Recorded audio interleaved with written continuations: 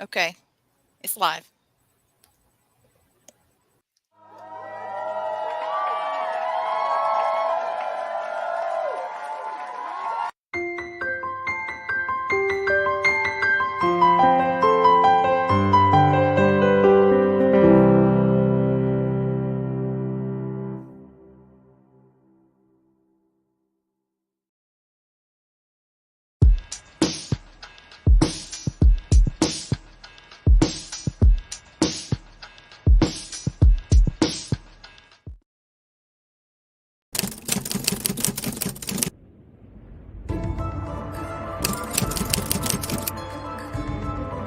Thank you so much, guys. You've been absolutely amazing. Thank you. You guys are the best. Thank you so much.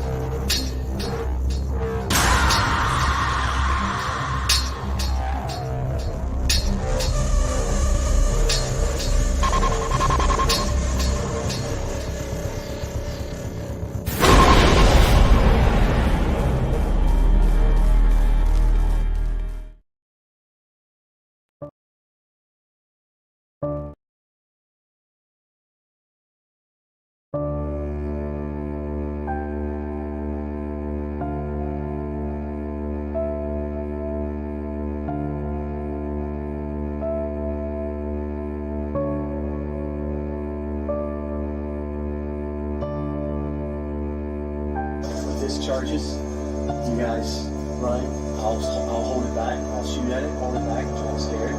But if this thing charges, I can defend myself, you guys.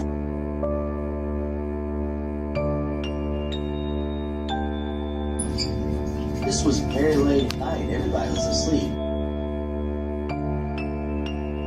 And I was terrified. I was absolutely terrified.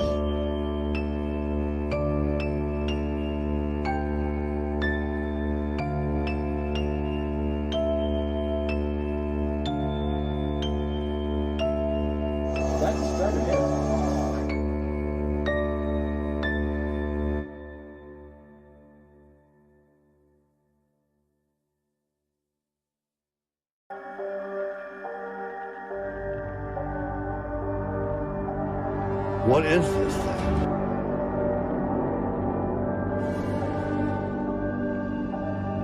Something from behind me pushed me all the way to the ground.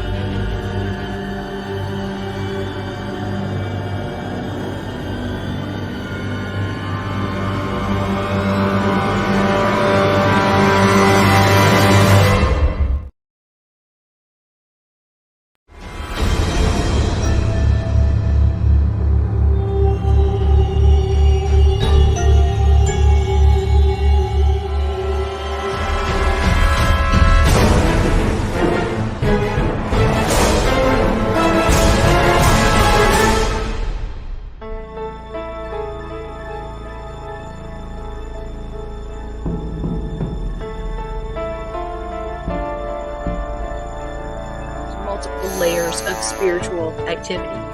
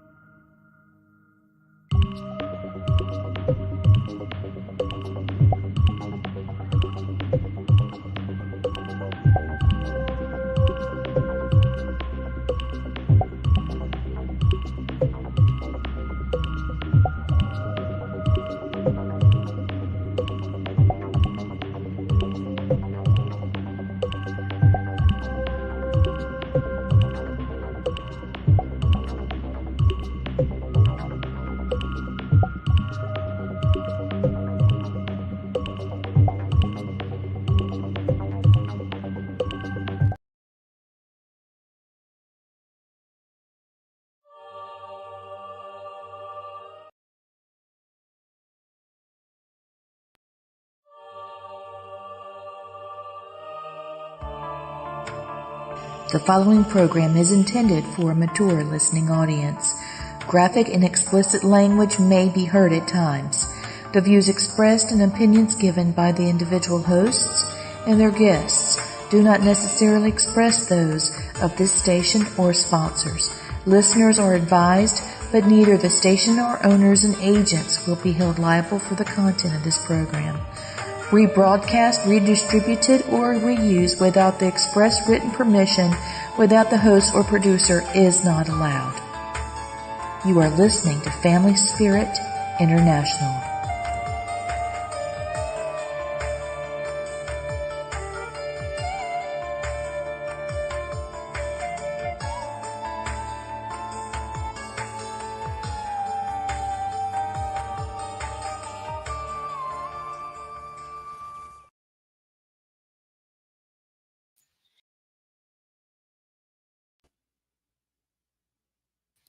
Hey, Blaine, how's it going? Hey, Gwen. Hello. Hey, Chris. How are you? Doing great. We're going to have an amazing show tonight.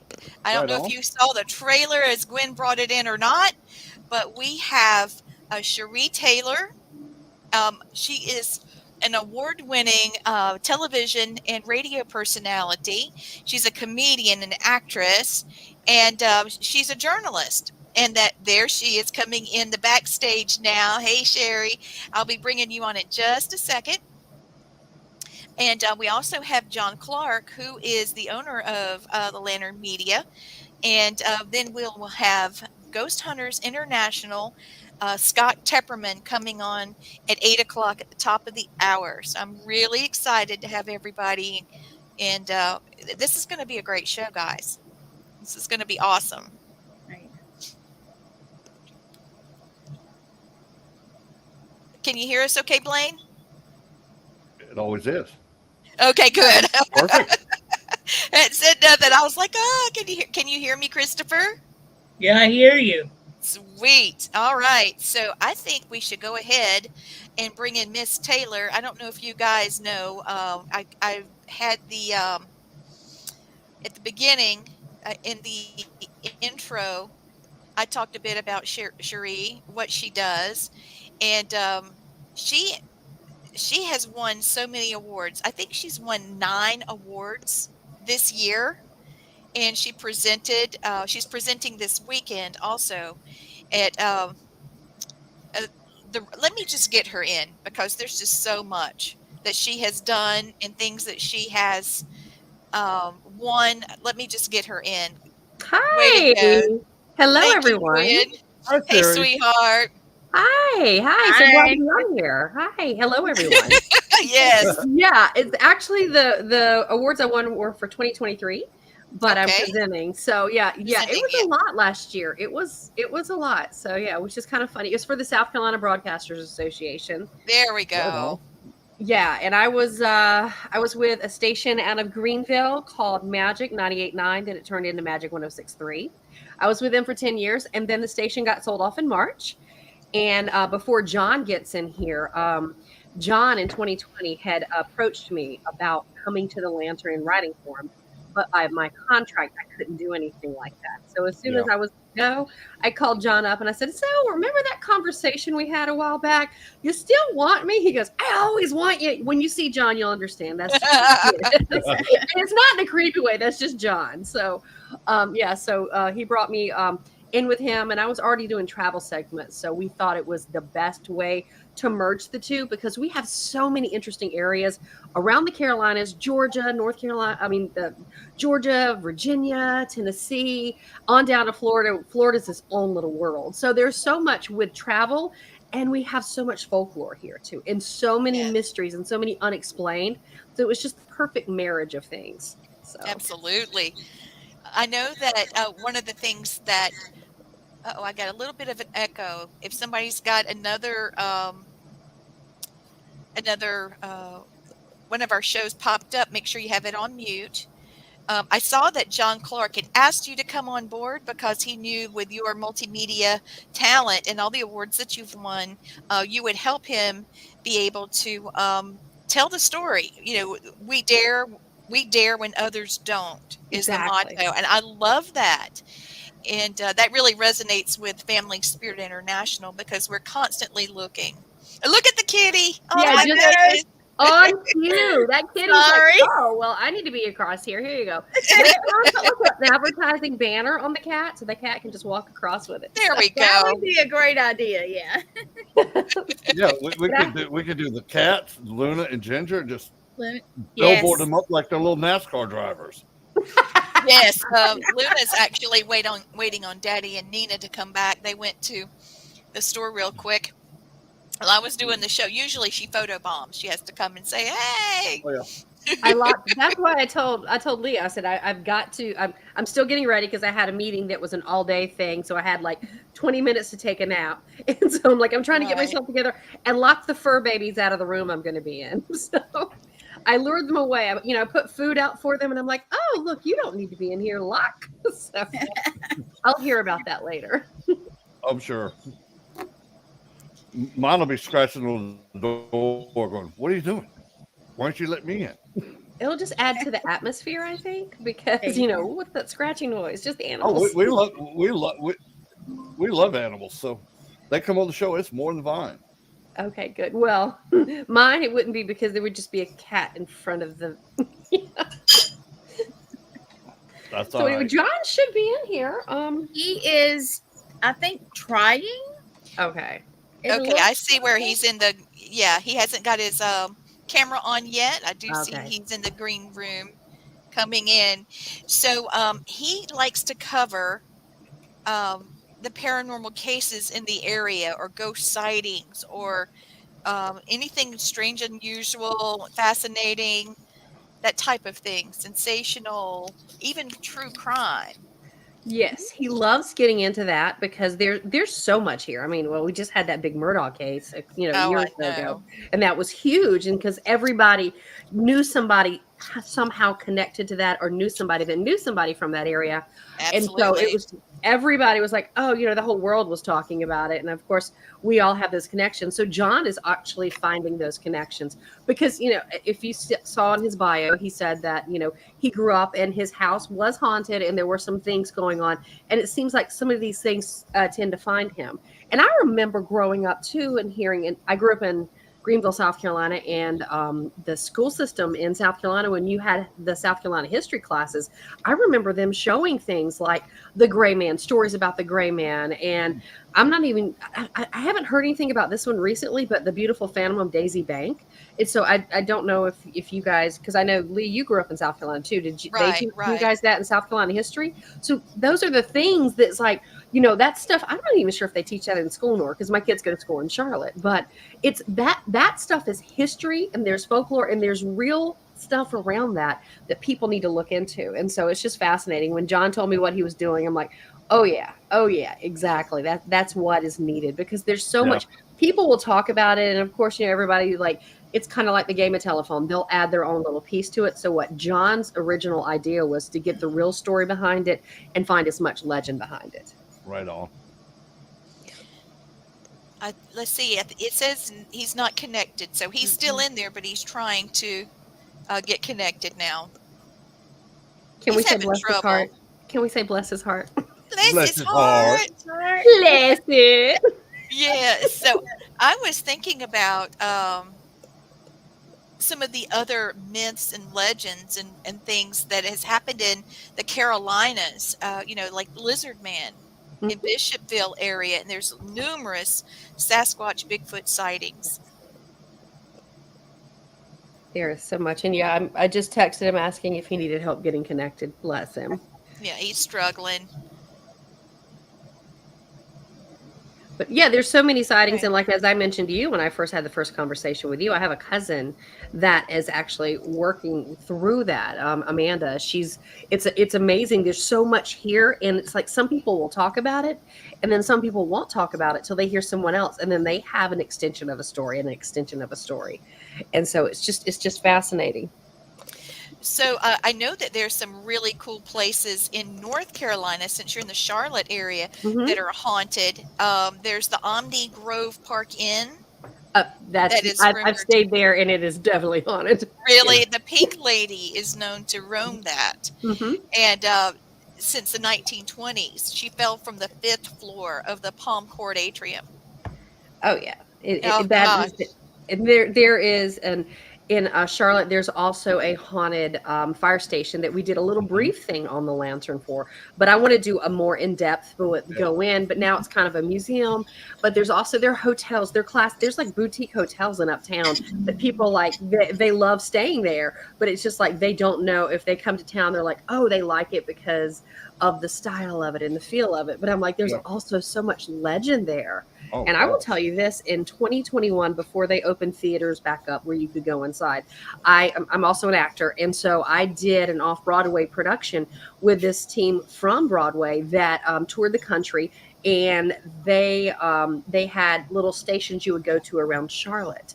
And they had a little vignettes in the scenes, and it was a murder mystery based on The Office. So like the Office characters, they had the permission to do all this. It was so fun. But where I was stationed, because I was playing Meredith and Phyllis both, and so when I had to go in and change between those two characters, it was an old jail that's turned into an office building in Charlotte, and there were legends that it's haunted. And I will tell you, there was something in there with me while I was changing. My props were moved, and no one else was in there. My props were moved. And as we talked about, spirits are attracted to lights and the whole role play and the fantasy and stuff like that. So, I mean, there were a few times I'm like, I did not leave that there, and I knew nobody was in the building. I was like, okay, so that one, checking that off the book, it is definitely haunted. Now, Sherry, have you done the courthouse in Charleston? I mean, not Charleston, but Charlotte? Not yet, because that's John. Very haunted. Oh, yeah, I can see why. I can see why. There's so much architecture here and so much stuff with legends here that it would take us, because John started out with the South Carolina side, and so now we're starting to bring in the North Carolina side, and there's so much. Right, yes, there's so much that So it's fascinating. Now, if you have suggestions, I will definitely get out there and cover that. I can tell you the courthouse there is, I've investigated it twice, and there are 2 prisoners there that like talking to people, and there's 2 of them that like grabbing women there. So you're suggesting I go out there to get a little goosing? Thank you. Hey, they goose me. I'm all equal for it. So it gets lonely being a spirit, I guess.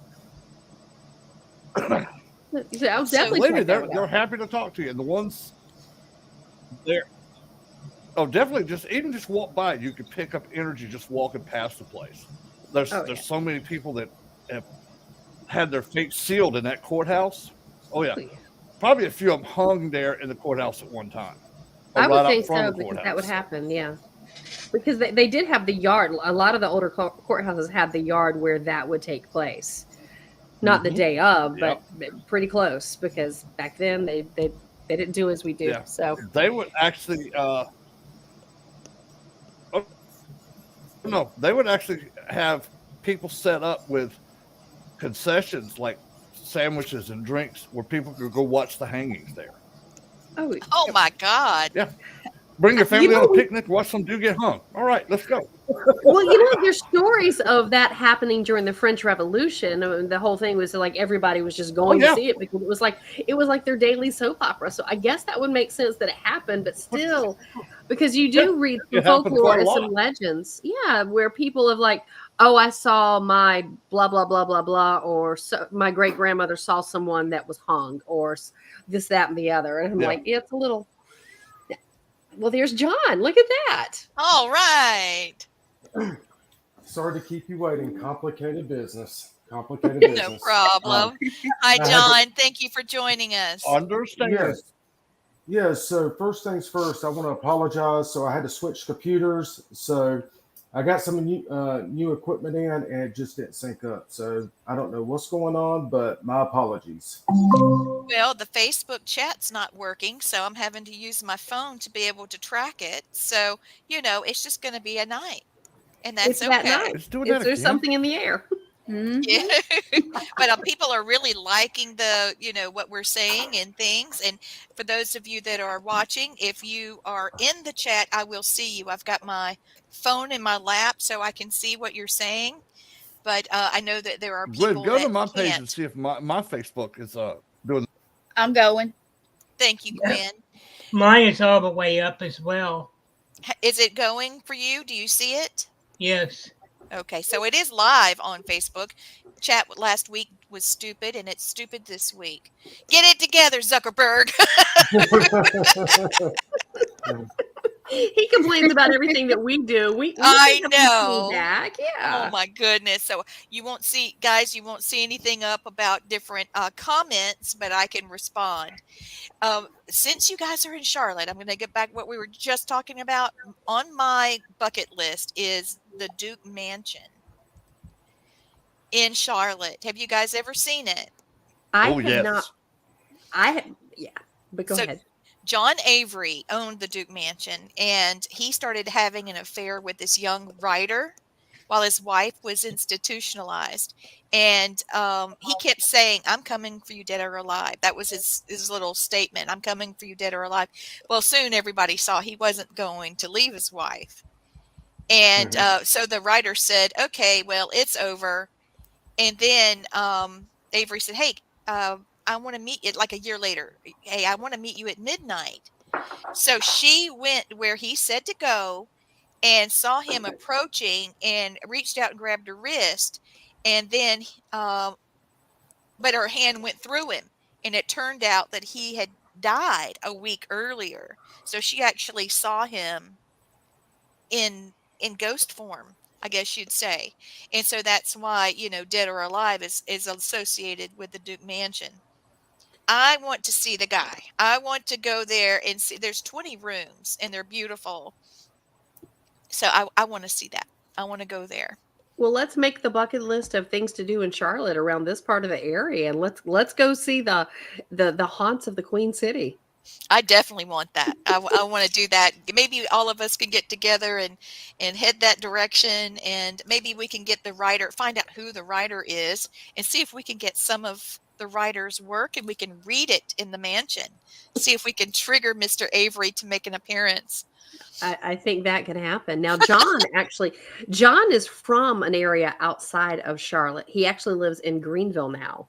But and that area, John, why don't you talk about some of the area that you're from and the interesting things that go on in that town? Yeah, so I'm actually from a rural part of South Carolina, Chester, South Carolina. Yes, I know exactly where that is. Yeah, so we have the old haunted 1914 jail. We have the Chester Little Theater. So one of the things that actually captured my imagination almost 28 years ago, because this is way before we had the internet, or the internet was in the infancy stages, right? Are you able to hear me okay? Yes. Okay. Yeah. So back then, we used to have to print off our trusty MapQuest maps. Oh, yes. Remember? Yes, I do. At least it wasn't the big folded maps. It was a little more concise. Right. I stay lost. So actually one week, a friend of mine came to me. He said, "Man, I want to go on some ghost hunts." I said, "Okay, so, kind of what are we going after here?" Because it kind of intrigued me, And he said, "Have you ever heard of the Happy Dog?" Oh, the Happy Dog. I've heard of that. Dog. I actually have images of the Happy Dog. Oh my gosh, are you serious? Yes. So, okay. So, Lee, I'm going to tell you how it happened. So, in December, I stopped in Union, South Carolina, after traveling all day, completely hungry. I stopped at a Zaxby's restaurant, and a lady was in, and she actually recognized me, right? She said, "I know you." I said, "Who, me?" And she said, "Yeah." She said, "You're some type of reporter or writer or something for the paranormal." I was like, "I am." So she and I struck up this conversation, and she looked at me, and we kind of had this stare. And she said, "I moved up here 3 months ago from Florida." I said, "Really?" She said, "Yes." She said, "I love your page. I love everything you do." She said, "I actually was about to send you a message." She said, "How ironic it is that you walked in the door here." Oh, I said, "Sure." Yeah. I said, "Yeah." So, so she and I kind of went back and forth a little, and she told me, she said, "I have images." I said, "Images of who?" She said, "Have you ever heard of the Happy Dog?" I said, "Okay, first of all, 28 years, okay, going all the way back to 1996, 97, I have been after the Happy Dog. The Hound of Goshen is my most favorite." And it really depends on who you ask. I mean, some people says it's the oldest ghost story in the state of South Carolina, and others says it's not, right? But she said, "I'm going to send you the images." So how she obtained the images, she was actually looking for a home, some land to put a home, and she knew that she was somewhere near Maybitten Township. So when she said that, I've already coined a phrase for that area. I call it the Bermuda Triangle of South Carolina. And I'm going to tell you why. Because you had the Rose Hill Plantation. You had the Gist family cemetery there. Gist was a former governor of South Carolina. You have the Hound of Goshen. You have Ghost Creek Road that's over in Lawrence. You have the Happy Dog. Yeah. And you also have Crybaby Bridge in Newberry. And that is extremely haunted. And so is the one in Anderson. Yes. What name did you mention when I crashed? When you crashed, he was talking about the Happy Dog and the Hound of Goshen. Ain't that weird? Yes. Really? You all walked up like. Oh, yeah, and then it locked you up. Yeah. It's like it knocked you off. That's weird. Yes. So she told me, she said, John, there was actually a cemetery, and as I was walking the property, I saw this cemetery. I had to take images, right? And she said, I didn't want to buy the property after seeing it. I just thought it was cool to have a cemetery here. Lo and behold, she actually got the images. And I told her, I said, if you actually have the images, you may actually have the Holy Grail, because I don't know anyone else who has ever captured the Hound of Goshen. And I actually have those images. You can actually see him. Okay, somebody just sent me something. Is this a picture of the Hound of Goshen, John? I see, it's like a Saint Bernard type creature in the back. You see 4 legs. Is that similar to what you have? Because someone just sent that to me. Thank you, by the way. No, weird. Yeah, no, I actually have the outline of him, and it's during the daytime, which is odd because you don't ever really capture him during the day. And so the premise is there's actually a couple variations to the story about how the Hound of Goshen ended up. And what a lot of people believes is that his owner was actually stoned to death along with the Hound of Goshen, and he is actually buried in that cemetery. That's why the Ebenezer Church Cemetery. That's where they said this was taken. Yeah. Oh. Yes. Where's this at? Ebenezer Cemetery. I'm gonna look it up. It's in Goshen, South Carolina. Yeah, it's actually Union County, South Carolina. Union County. Yeah. But the road actually runs into Newberry. It goes through May Benton Township, and there's also a place called Zombie Land that's back there too. That a lot of people's not privy to. I actually owned almost 5 acres of land there, and I bought it for the historical, and I just recently sold it. And a lot of people don't realize this, but actually Bigfoot sightings, there's more Bigfoot sightings in the Bermuda Triangle that I coined than anywhere else in the state of South Carolina. And we just talked about that, didn't we, before he came on, about how many? Absolutely. Somebody was late to class, or else he would have been able to add to that. No. I wasn't late to class. I could hear everything. I'm teasing you, John. I'm teasing. Yeah, I know. And you almost heard a thud because I almost threw the computer, right? That's insane. Yes. So the Hound of Goshen. Yes. John, this is Blaine. Okay. John, can you hear me? Yeah, Blaine. Yeah, we hear you, Hello? honey. Yeah, we can hear you. Okay. You just did late. Okay. Behind your left shoulder and that door that's behind you, all right, there is a female spirit that keeps poking between the hinges. I can see her popping in and out. I've been watching her for like the last 10 minutes. She's not harmful. She's actually there, one of your spirit guides. I'm trying to get her name for you. Yes, that would actually be very helpful, Blaine, because I actually have a sister that lives in Albemarle, and we actually have this aura around us. So I think a lot of that keeps us safe whenever we're in some. It does. Yeah. Her name, she's telling me her name is Lurleen. And she's from what year were you born, dear? Okay, 1818. And she died 10 years later. She's was only 10 when she died. But she is very protective of you. She's been around you since the day you were born. Actually, she was with you before you were born. That's actually. But she does not mean any harm. She's getting a kick out of being a kid. She's peeking around trying to photobomb. Well, I'm sure she loves that John has 2 kids hanging out with him all the time. Aw. His son. So, Oh, God, yes. yeah. Someone just said to tell you that you should coin that the Boo Muda Triangle of South Carolina. I love it. I'm actually working on a book, and I actually may coin that in the book. I'm almost done with it. Yeah, oh, that's so cool. That's so cool. Well, remember, if you're using the boo, you got to pay me and Leah royalty because we came up with the idea. With the name. Hey, Blaine, I just Yes, looked dear. up Lurleen, and Lurleen, and I just put in Lurleen, and I put the year she died, and then South Carolina, and it popped up in the Rosemont, excuse me, Rosemont Cemetery in Newberry, South Carolina. Oh, that's so cool. I've actually spent a lot of time in Newberry, a lot of different places. But yeah, so it's really ironic that you said that because my oldest son was actually born with the congenital heart defects. He's almost 13 now. And he's been literally, he's a walking miracle, right? Almost 13, Yeah. had 3 heart surgeries. So it makes me smile knowing that I actually have a spirit, but it doesn't surprise me, because of the energy that. Well, John, I could tell you this. My daughter had transposition of the great vessels. Her arteries were crossed when she was born. She has had 4 surgeries, and she is 36 now and got her own kids. She's doing well.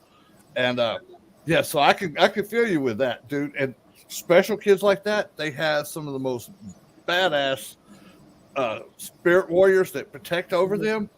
Oh, they're fun to be around. Yes. Don't piss them off, but they're fun to be around if you don't know. Right, Blaine. No, I 100% agree with you on that. Well, that's really interesting. I didn't know that, but welcome.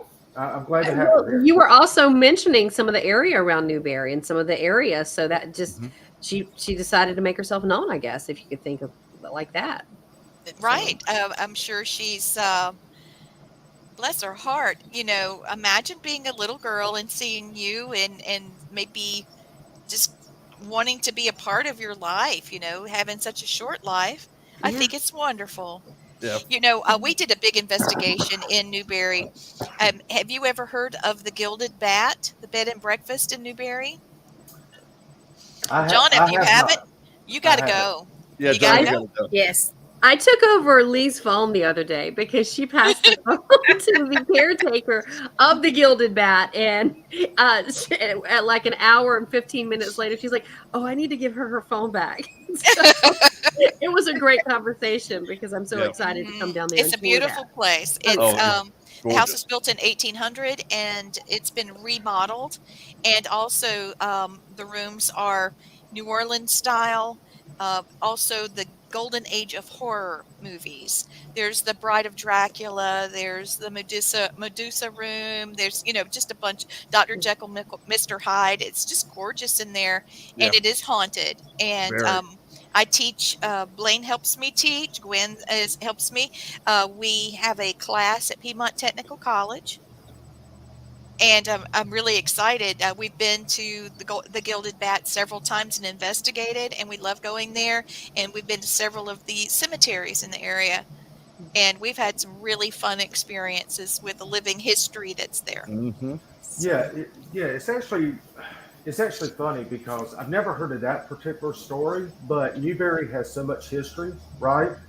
But just west of Newberry or northwest of Newberry, you have Abbeville, right? Yes. And territory.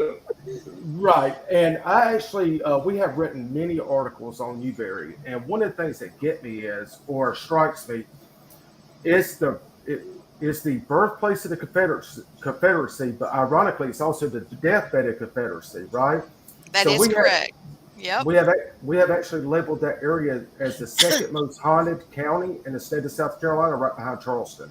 It is absolutely Yep. right in there with Charleston. We had a huge Paracon there at the beginning of the year this year. We had 74 people in attendance. Blaine was there, and Gwen, a bunch of Yes. other people. Well, no, Blaine, you didn't make it to that one, did you, dear? No, but Yeah, I was on but the phone with you guys quite a lot. yes, you were.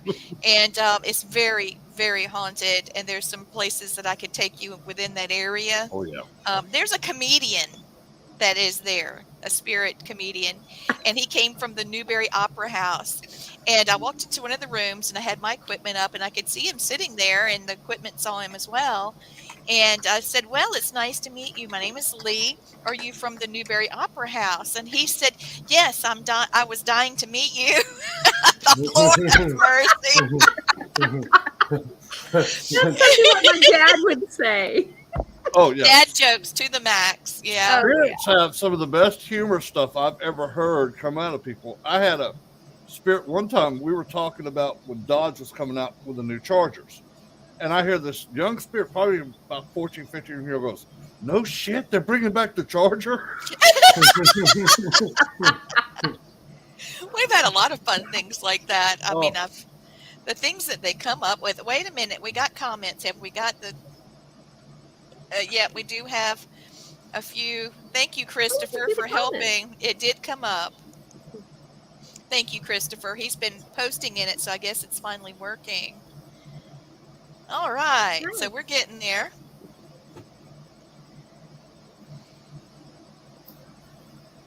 But yeah, there's so many things that I've heard spirits say that just have us cracking up. Yeah, And more some of the stuff fun. some of the stuff they've done has just made me just go, "Oh, that is hilarious." We had a spirit in a jail in Alabama, and I hope nobody gets offended easily. But this guy, Oh Lord, you're gonna tell that? I gotta tell this story. It's so funny though. Oh no! Yeah, I mean, yeah, you have to. You have You to. have to after Oh. that. This Oh guy, no, this Blake! spirit You see my face, right? I am not responsible. I can't tell it. It's a Okay, guy I can. thing. Okay, her husband's filming outside. We're on the second floor of the jail, and her husband goes, "Dude, there's a spirit of her masturbating." I'm like, "No way!" I go back. I had to go look, and sure enough, this spirit is just having a good old time. And me being the smart ass I am, I said, "I wonder if he's ambidextrous." And Matt goes, "Like on cue, he switched hands." I'm dying. And we've got it on Film. film, and the equipment did not lie. It wasn't like Well, we were looking. But yeah, that was I something. was like ready to I've exit. seen a lot of So stuff. that's ghost porn, right? That Ghost is ghost porn. porn. It was the ghost of John Holmes. You didn't That's know it. that. Goes to John Holmes. Yeah. It might as well Yeah. be because, dude, No. hey, Listen, he's not lying. He's not. And look, I did investigate a house of ill repute in Oh, don't Memphis, say all those. Tennessee, and there was some activity there, to say the least. I'm not going to tell you the whole story, but Speaking Yeah. of ghost porn, yeah. oh yeah, oh yeah. That's Anytime you go believable. to anywhere that was a brothel at one time, you will get propositioned by all the soiled doves there. Every one It's of them. bad. there's It's an bad. old house in San Francisco that there was a hotel, and there's I know. like a madam that will walk around and knock on the doors and stuff like that. I can't remember the Yep. name of it right now, but yeah, I've always wanted to go investigate that one. I'm like, Oh, Yeah, there's one in Charleston, a lady of the night, and she's seen walking outside of the bed and breakfast, but it looks like she's walking on her knees because shortly after she passed away, that whole section of the outside entrance, going outside the stairs, burned down, and they built it up higher. yeah. And so she's walking on the old one. she's walking on her original plane. Yep. But yeah, Isn't that interesting? I've had spirits tell me some of the funny stuff. We had been investigating this old insane asylum here in Alabama. We've been there for about 8 hours. Well, right next door to it, there's another building that used to be a convalescent home. Well, the state was going to rebuild it, make it real fancy apartments for elderly people. Well, we go to sit down for just a few minutes before we go in there, and we sit on this big pile of wood. And thank God I had my recorder going because people would have never believed this guy said that. I heard him with my own ears. I hear this old man goes, It ain't gonna hold you, dumbass. She wiped out. It gets better. You hear the old man. You hear us sitting on the wood. It just goes everywhere. Then you hear the old man. I told you, dumbass. I love that. I would cry if they said that, but yeah, I would still laugh afterwards. I laughed so hard I almost had to go to the bathroom because I couldn't stop laughing. I was like, "That's just awful."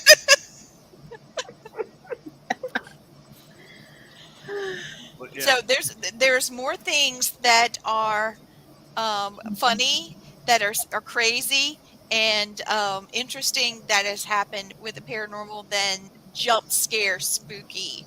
Absolutely. There's a lot more things. I gotta ask you two, what is like the coolest thing you ever saw or had happen on an investigation that you were doing? Actually, I could tell you. So a few years ago, I was living in North Carolina, right outside of Greensboro, right?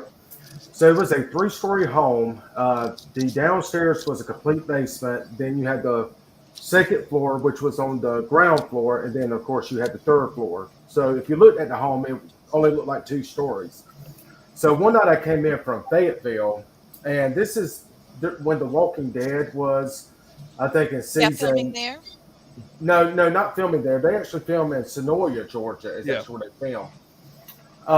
But I think this is like season 7 or 8. So we were getting down to the end. I know there's 11 seasons. And I came in, so around the fall of the year, I started painting the bedrooms upstairs because I planned on moving from the main floor upstairs during the winter time. So I got everything painted. So the first night I moved upstairs, I came in around 9-ish at night. Went upstairs, completely just tired from the road. Turned The Walking Dead on. I laid in the bed with my clothes on, and the light was on. Somewhere in the middle of the night, I saw a spirit walking down the hall at me. It was a female. Gosh. Yeah, it was a female spirit. Now, leading up to this, I've heard things upstairs. I heard doors close. I heard footsteps, right? But being raised in a home that had a spirit and being around the paranormal just about my entire life, it never really scared me, right? Because if a home is 60 years old, it still isn't in the settling process, right? You know, it's already settled, right?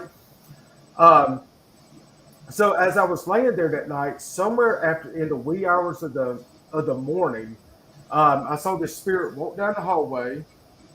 I saw her hand go in front of the light switch like this. Went over the light switch a few times, stared at me. Now remember, I couldn't move because I'm in this boom. So I love it. Margie, I love it. Be watching for a future Lantern article to come out. He's going to do that, Margie. That's awesome. And we're designing new shirts, so that's going to happen too. I'm sure. It's going to happen. It's going to happen. Yeah, it's definitely coming. But I saw her hand go over the light switch. I can't move, right? Right? Because, Blaine, you know kind of where I am. Yeah, too well. Yeah, she walked down the hallway like she was turning the light off, turned around, walked down the hallway, and vanished. Next morning I woke. The light was on. The sun is piercing through the blinds in my eyes. I still have my clothes on. And I'm like, okay, she was coming down to check on me, trying to turn the light off. And then I said, okay, maybe I need to move back downstairs, right? You know? Yeah. But I didn't feel a sense of being petrified. It wasn't that. It was a calming sensation that kind of went over my body, you know? Yep. And she was actually a good spirit. That's another one of your spirit guides you have. For some reason, dude, the women love you because you've got like. Honey, I know. I can tell. They got like. I will never ever be able to have a conversation with John again without him. Boom, boom, Remember, the ladies love me on all planes. Well, you know what it is, John, is they're attracted to your energy. You have a good positive energy, and they feel comfortable. Are you sure it's his energy or his booty? Hey, they might have let you know. I don't know. I don't know. You sit John down. always says to me when he goes out to do a story, he'll send me a picture if I'm not out there. He'll send me a picture. He goes, "Look, I got a little eye candy working today." Oh, Well, Sherry, let me get to yours. Yours are mostly men. You've got like 3 men that are your main spirit Yep. guides. So it works I get that. I get that. yeah, it's all good, and But- in Sherry's world. So I do want to point out that the Lantern is, if I'm not mistaken, and please stop me if I'm wrong, I believe we are the only news organization that actively writes our own content about the paranormal. Right on. Mhm. Yeah. You are definitely, that I know of, the only news article, news magazine, news outlet that writes paranormal news. Because most of Um, what you see is just shared or little clips Yeah. or legends of, oh, I heard this or this, and then no one follows up. John goes for the in-depth, and so yeah, that's man. sweet. amazing. Yeah. Now we do have some paranormal magazines that will cover teams and what they found, or they will cover celebrities, para-celebrities, or different locations and the claims, but not like what you're doing. No, this is something unique and fascinating. I love it. Okay, question in somebody just texted me. Are you accepting articles of things that have happened, or that type of thing? Can they give you submissions? Yes, absolutely. Absolutely, and that's something because of even if they give us stuff that, well, I heard this, or growing up I've heard this story, we can always do some more research behind it, because we love to have that foundation of, Nice. okay, this happened, but is this legend, or why did this happen? Because there was one recently in that, John, you covered. And then I did a little more in depth because it's closer to my neck of the woods over here in Davidson, which is right outside of Charlotte, kind of up there in the Lake Norman area. And so it was just like, John had, so basically we have 2 or 3 layers and stuff. So yeah, absolutely send us stuff. And the more the merrier. Now you went to USC, John, is that correct? Yes. I So went to he's a Dean's Carolina University. Gamecock. Woo! I went thought to you were Dean- asking if I went there. I went to the University of South Carolina, right? Speak it, John. Speak it, John. Yes. Well, the humorous thing is I do Clemson have here, a degree. Clemson. I have a degree from Clemson University. I'm very proud to be a Tiger. Roll Tide. And Go I do a lot Tigers! of exactly. I do a lot of voice work because I do a lot she's of voice work with a photobombing. Gamecock side. So I'm sorry. Did you? Oh, yeah. You know, we eat birds and Yeah. chicken for breakfast, we Tigers. Well, You know, you can't everybody see- eats chicken because it's really good. It's Yeah. really So, good. yeah, so It's in the Matrix. Everything tastes like chicken. All y'all say, Gamecocks are tasty. hey, all I gotta say is Roll Tide. Go Yes, Bama. he's a Bama guy. Oh, I could tell. I knew Yeah. that was coming. I knew I'm that a was liberal coming. arts. I'm a liberal arts girl, and I just finished up Yes. with Christ the King college. I have my degree, my PhD in philosophy, and I'm getting my second. But before that, I was Lander Bearcat, and I got my degree there. I love it. I love that place, and I think this is a dream team right here. John, you've got people in South Carolina, North Carolina, Alabama. Georgia's just in between us. We can scoot over there if need be. Christopher Fisher you're not going to get any better anybody that can do research like Christopher. I love that. So you can deploy a paranormal team if you want to check something out. Oh, that would be perfect because, if we have the story and say, okay, well, we want to add some more depth to it, like I was talking about the layers, that is perfect. No, that's amazing. Just say we deployed our team, blah, blah, blah, because we're doing that for the Rhine Center now at Duke. Yeah. So you could just call up Lake Charlie with the Charlie's Angels and deploy your team. Off we go. Yeah, and you were mentioning Georgia. There's so many sites in Georgia. And when I first met Yes. you, we were talking on the phone, and I was like, a couple of years back, I was sent to cover the balloon races in Helen, Georgia. And then Oh, I while love they were Helen. saying, oh, by the way, do you want to tour this house? And there's so many legends with this house. And in that house, I found and felt everything coming past me. So I don't know what that is. We're gonna call it a ghost and keep rolling. Yes. Maybe it's cranking it up past 11. I don't know. Yeah. So Knows I would like music. Yeah, so I would like to point out that one thing that kind of separates us from a lot of different people, we actually physically visit Right on. just about every location we go to, because it wasn't until last year that I actually had a lady approach me at a local grocery store, and she said, "John, I love your articles. It puts me there because I'm not physically able to go out and see what you're seeing." Oh, right? how lovely. Oh my gosh. Right.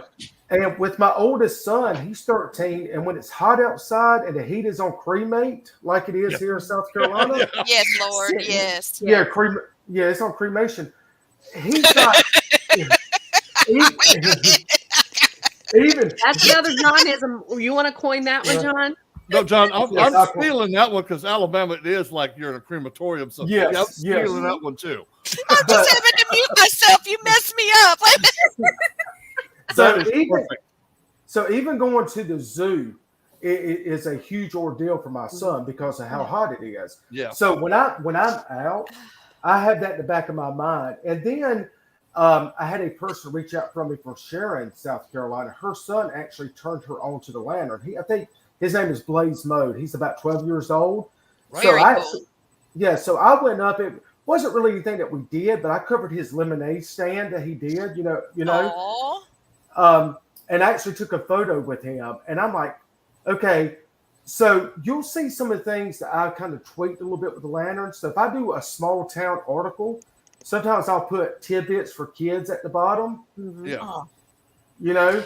Oh, that's so Right on. sweet. Now, But listen, yeah. my mom just wrote a little book talking about kids. I'm going to just step right in because I got to, my mama's, she's it.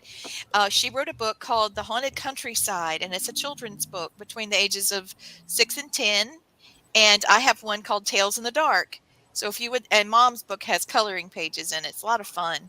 Mm-hmm. So if you want to cover those, I can send you the books over if you'd like to see it. Yes. I would love to, because a friend of mine, you may be familiar with him. His name is Tally Johnson. He has written Tally. So Tally's a friend of mine. I actually plugged his book about 3 or 4 weeks ago, right? And I actually have it right here. It's The Ghost of the Upstate. And I think it had 150 emojis and 30 plus shares by me just promoting his book. And I'm like, Oh, wow. just off of Tally's book, right? Yeah. And so I have a lot of favorite authors. Sherman Carmichael, you may be familiar with him. Absolutely. Things of that nature. So please pass the information along. Yeah, and I'll be happy to do it. Hey, John. Cool. Good. John, is the lantern on Yes, the sir. website where people can actually go find it? Mm-hmm. Okay. Yes. The reason I asked that. Yeah, absolutely. The reason I asked that, I have a 16-year-old granddaughter that lives in California. All I got to do is tell her what your website is, and you'll have at least 70, 80 more followers right like that. Perfect. Now we you have it can on actually- social media, and I've just recently, once John brought me on board, that was my key to make sure we had not just the social media aspect of it, but also I'm a big believer in. Sorry if Zuckerberg's listening, because we had the little incidences in the gremlins earlier. Yeah. Owning your list in your member list, because if content goes away or streaming service changes the algorithm, you don't lose your listeners, and your listeners don't lose that information. So we've built the website. We're adding the stories there as well as online. Right so on. That's so nice. yeah. Yeah. So nice. that's a work in progress, because behind all my media stuff, I also have training in building websites and building content, and I also create content for other people. I do a lot of freelance stuff. You'll hear my voice on stuff that I do for other people other than us. That's too. pretty cool. Yeah. And don't worry, you'll have a lot of new followers from Japan too, because we have a big contingent of Japanese listeners now. That's not the first time I've heard I'm going to be big in Asia, because I did a film for a friend of mine. Well, I act, but it was a film that was kind of a superhero movie, but it wasn't. It's like more of a comic book superhero movie. It's called the Cross series, and Nice. so I now have like fans from Europe and Asia because those movies, they were okay here, but they were huge in Asia and huge. That's awesome. So it's kind of funny because I'm like, when people joke and say I'm big in Asia, I am. Yes, you are. That's awesome. Hey, Blaine, the Yes, Japanese podcast is actually coming over to All Access. They'll be produced by us, even though they're in Japan. Right on. Yeah. Great, great two ladies, and I love them to death. Irene and Amanda are the two that run Paranormal Japan, and they're awesome. They have several different groups in Japan that they've let up to introduce them to us, and that it's the word of mouth has just spread so much. It's like, okay, now we've probably got 3/4 of people in Japan listening to our show every Wednesday night or the day following, since we're on so many platforms. I'm like, this is pretty cool. That's amazing. Yeah, actually, a lot of stuff going. Yeah, actually, Blaine, I'm gonna tell you. I'm actually gonna tell all of you something.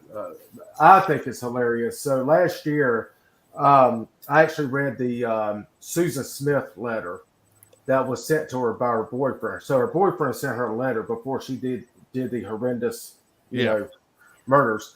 So so first time ever been on YouTube with this accent, right? I'm thinking I'm just gonna get. So I actually read 5 pages of the letter, right? Mm-hmm. Last time I checked, I had like 50 thumbs up, and I'm sitting there like I'm so bad. Like I don't want to read the negative stuff, right? If you like it, just give me a thumbs up. If not, just give me a thumbs down. Don't give me no additional details. Right? This is not my speech class. Thank you very much. I'm just reading. Really. Right? Yeah. I'm just reading. But no, I just want to let people know, if you want to find us social media, you can find us at The Lantern on Facebook, and of course, lanternmg.com on our website if you want to. And it's building, but it's there, so you'll start seeing everything double population. So the Lantern Media Group, the lanternmg.com. Yes, exactly. That's I'm going to put that in there right now. Yes. The Lantern. Yeah, I was having a hard time finding it today, so thank you for that. Yes. Yeah, we were struggling. The Lantern itself is actually an Ohio sports yes. channel. So we did the MG to make people instead of like writing out all of Media Group, we wanted to make it very concise and just say MG for Media Group, and that clicks for some reason. Works very well. So John, we have a ghost hunt that's going to happen in November, first weekend of November. I'll give you that date in just a second because I don't have it committed to memory. But we are going to Georgia. We are going to it's going to be the 2nd of November. And we are going to the lovely Fitzpatrick. Yes. Oh, you're going back. Okay. St. Patrick's. Yeah, you're going back with us, remember? Yes. Yeah. Okay. Fitzpatrick. Yeah. Fitzpatrick Hotel, and the original hotel burned. And when they started building the second one, they moved it back right on top of a cemetery. And so they just pulled the tombstone. Some people, they say that they moved, but I don't know if they did or didn't, because that was a really long time ago. And it's also known for being very haunted. And we've had some crazy experiences there. The Savannah Paranormal team under Patrick Welsh, she had a Paracon there, and I was invited and I attended, and Gwen went with me and my mom, and it was crazy. We stayed in room 307, and that's where the mistress was supposedly chunked out the window. And we did have someone there, and it was not the story that the legend told. I'm not going to say what it was. If you're interested, you'll need to come. Yes. You'll have to come and ask them questions. I don't want to this is what happened, because who wants that? But it's a fascinating place. There were 2 children, unfortunately, that passed there. And I just thought maybe you would want to cover it, because we're going to be there. Fascinating one. Yeah. And it's a beautiful place also. Yes. Yeah. Lee sent me some pictures because she was just down there recently, right? Am I allowed to say that? Yes. Yeah, we took off there. My husband and I, he was gone on AT training. And so we were trying to, I said, I think you need to see this place. Oh, there goes my cat. I don't know if you can see her. Oh, There she yeah. goes. These animal photo bombers. But he was just blown away. He said it was like he could see a man in a duster and a hat walk through the lobby or something, Mhm. And there's a plantation there that's haunted as well. There's a nice padded area like brick or whatever near that plantation where the stagecoach would stop. And a child was killed in an accident there, and he's seen all over the plantation. So we're trying to get access to that, and we do have access to the Fitzpatrick. I keep trying to say it's St. Patrick instead of the Fitzpatrick. I believe. Well, it's close to Savannah, you're going to think Yeah. St. Patrick's. Come on. Yeah. I believe we actually. I'm not. I don't think I was the one that wrote it. I believe Easy was. But I believe we covered the Fitzpatrick in the past on an article. I'm gonna tell you another place too, much like the Fitzpatrick, but one place that I've been to, but I really would like to investigate is the old 1927 Lake Moore Lodge. Oh, yes. Yes. I've heard of that. I have not been there. I would love to go. And also too, a famous movie was also filmed there. Cherie, would you like to tell them what The Lake famous Lure movie was Lodge, that filmed? would be Dirty Dancing. Yes, ma'am. Nobody puts baby in the corner. Nobody. No. But somebody did. For other parts of the sets that they built for the movie, that's now been developed over. But yeah, that's a fascinating. There is a lot of legend up there as well. So, but somebody did try to put baby in the corner. Supposedly, either shot her or pushed her down a set of steps. But I would love to do. I would like to go and explore it a little more. You know, fascinating place, and plus you have the history behind it and all of that. Right before 1929, the stock market crash and all of that really set the area bust. Right. So. Here's the class that we teach some of the students. So if you have anything that you can't get to or you want the equipment, remember these folks are probably willing to go. Perfect. We'll start sending out correspondence everywhere. So no, that's you got it. I love that. Yeah. Well, we're coming to a close on the first hour. The next hour, I know it flew. We will be having Scott Tepperman from Ghost Hunters International. He'll be coming on. He should be joining us shortly. Those of you that are connected on Facebook with me, gosh, the hearts are just going crazy. I don't know. I don't think you guys can see it, but they're just flying. Wow. So a lot of people are really enjoying the show. And so do you guys have anything you would like to talk about? Anything you would like to cover? Anything on your bucket list? Anything that you would like some audience participation or? I mean, I love the fact that we handle the stuff around the Southeast and this region, but there's so much to go for. And when we were talking, there's a place in Jamaica. If you look it up, Rose Hall Plantation, that if I've been there, I've actually been there when I was 3 or 4 months pregnant. And the time I had my camera with me, I wasn't doing video, but I was taking pictures. And I see different things on those pictures that it's like when I went back, you're snapping, you're not realizing at that point. But there's so much legend there, and the story of how she killed off her husband. So I want to go back and cover that. So that's on my bucket list of going back to cover that, because knowing the legend just as they give you when you're there, then you do the research afterwards and you're like, oh, this is more in depth than that. Yes. So out of the country ones are not out of the question. So I think there's and I was talking with friends today about how in Europe, the architecture's been there and all this other stuff. It's like you could just walk in any place and have a great story. So I think there's more that. So if people have suggestions of different places that they'd like us to see us cover or get a more in-depth story, we are all for that. We are all for that. So Sherry, have you been to Castle Braun? No, I have not. No, but That sounds That, fantastic. you know what? I will put that on my list. I will put that on my to-go He said list. castle, just that part, you know. He said Castle? Okay. castle, anything. Well, Yes, we that's the word. Brown shoe castle. Yeah, I want to go. Now, I was Yeah. gonna say if my new job, on top, not that I'm going away from this, but everybody has different jobs and Everybody's got a hustles. side hustle. So, Yep. so if that comes true, Lee, and you know the perks that come with it, we're going to the castle. I That's love the that most idea. is Girl trip. Rock the Sorry, John. castle. Rock Yes. the castle. Yes. So I do want. So back in April, I was on the Outer Banks. You want to talk about folklore? Just run it Yes. right. Mm-hmm. I want to go back and spend a week in the Outer Banks. And you Yeah. brought up, Lee, you brought up Crybaby Bridge over in Anderson, right? Mm-hmm. Insane. Once the sun goes down, it's a different place.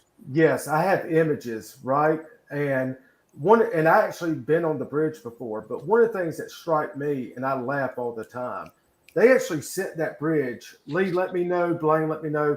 I believe they actually sent that bridge to Charleston and have it Yes. worked on. They Yes. did. Oh. Yes. You're correct. And there were 3 guys that died on the bridge in Charleston. Yeah, Charleston wrapped it up and sent it back. Now you know Charleston doesn't want to touch it. Yeah. You know, Now, if Charleston you know, didn't want to touch it, you Yeah. know there's some mess on there that they don't Charleston's want, like, right? we've got enough of Yeah. this. We don't need it's it like New anymore. Orleans, right? Yeah. Yeah, you can have it back. Now, I will tell you this. I was on the bridge, and, people have been spray painting and doing stupid stuff. Mhm. And I was walking across it, and the sun had gone down. It was a full moon, of course, so I would pick a full moon, right? Mhm. And I want you to know, I started feeling cold, and I felt a breeze, and then a spirit ran through me. Oof. Mhm. It ran straight through me, up the front, and then I felt like it went down the back, not down the back like Scooby-Doo Yeah. something or other. But I mean, I felt it, Mm. like a chill of ice. It was like a ball of wind that went over and then just was gone. And the lady that was on the other side of the bridge at the end, she was sitting in a chair beside Mom. And something had her and was pulling her out of the chair. And my mom stood up and she stomped her foot and whatever it was let go and it was gone. It left. My mom is about 5'2", maybe, Mhm. little Filipino woman, and when she got up and stomped her foot, it said, "Yes, ma'am," and it left. But, Yep. but we did hear a voice of a man yelling a woman's name, and I couldn't make it out. But when he yelled, I saw a baby. Oh no. No. Yeah. So Mm. he must have been. It sounded like he was falling, but it couldn't have been it wasn't that far of a fall. But I heard him saying a child's, like a girl's name. Yeah, I believe it was that gentleman because if I'm not mistaken, that bridge came out of Virginia when it was built. Right. A gentleman actually died in Virginia, I believe. Sorry, I'm waving at Scott. He's in the green room. I'm like, oh, the man died. Oh, yay! No. Hallelujah, right?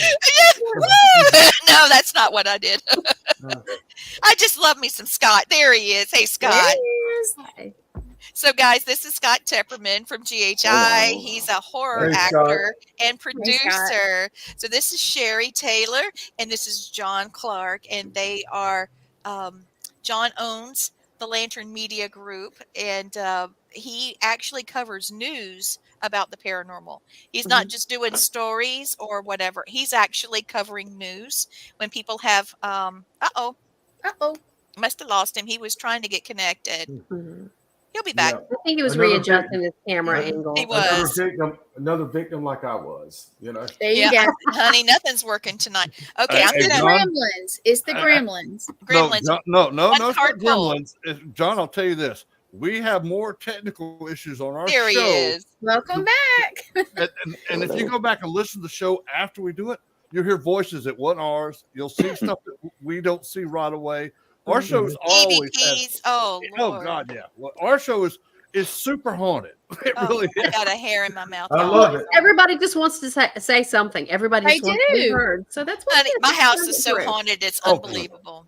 Yeah, it mine is. too. Yes, it's so. I'm just gonna say it. It's haunted. I've tried to do something about it, and they just come right back. And they're usually ones I've met when I've investigated, and they're welcome to stay here. It's not like they, eat anything or run the power bill up. So, No, they come here too, Lee. They bring I themselves right know. to me. Yeah. All right. So for Cherie, 1 card pull, and I got 2. So you get 2 cards, Miss. Nice. And then for Mr. John, here's yours. And I'm going to end it with you guys, and then we'll crank up with Mr. Scott. Okay, Cherie, it says that this card says that you're getting the card, the great teacher, and that is Jesus there. But you have to look a little further into the card. What it says is that you learn from spiritual experience. Yeah. And I think that is, you and I've talked a good bit over the Absolutely. last several, and I see this. You said that you're on a journey and that Absolutely. you're building and things like that. That is the perfect card for you. Perfect. Thank you. And That's this one is you too. This is just confirmation. I'm not telling you anything you don't already know.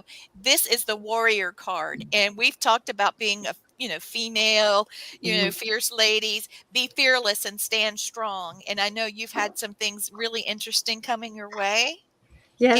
And be fearless, baby girl. Be fearless and stand strong. You got this. You do. Perfect. Well, thank My you. my I want to do the award-winning champion. friend. Yes. All right, and for you, John. He's Okay, your cheerleader. he is. Yes, he is. I see why she loves you, John. You're a mess. He's my So- eye candy cheerleader. Yeah. This one came out, and it's saying this one says to retreat and recharge. That does not mean just quit. It's not saying anything like that. It's saying you are thinking, you are meditating, you are working on something that's going to be fantastic. Put yourself in that creative space because you're analytical creative. You've got to balance it out. So for you to be able to be as creative as you want to be, you're going to have to analyze and put yourself in that frame of mind. And it's going to be exactly what you want it to be. I mean, it's right there. It's going to be fantastic. Blaine, you get the next one, okay? I know we're just running short since It's we all were good. doing the Hey, I two-part told show. him what I needed to tell him. I told him about Yes, his you spirit guide. I did. told him about her spirit guides. That's my whole thing was supposed to tell them tonight. So Yes, I know. And then it turns out when I looked the lady up, she was out of Newberry. What were the chances? Yeah, Blaine, next time I'm going to ask you what their names are. So if you can get that, I don't want to run it Yes. over. Because I can And make it we are real. working on some great stuff. Okay, the 3 you have, I can tell you real quick. One name is Robert James.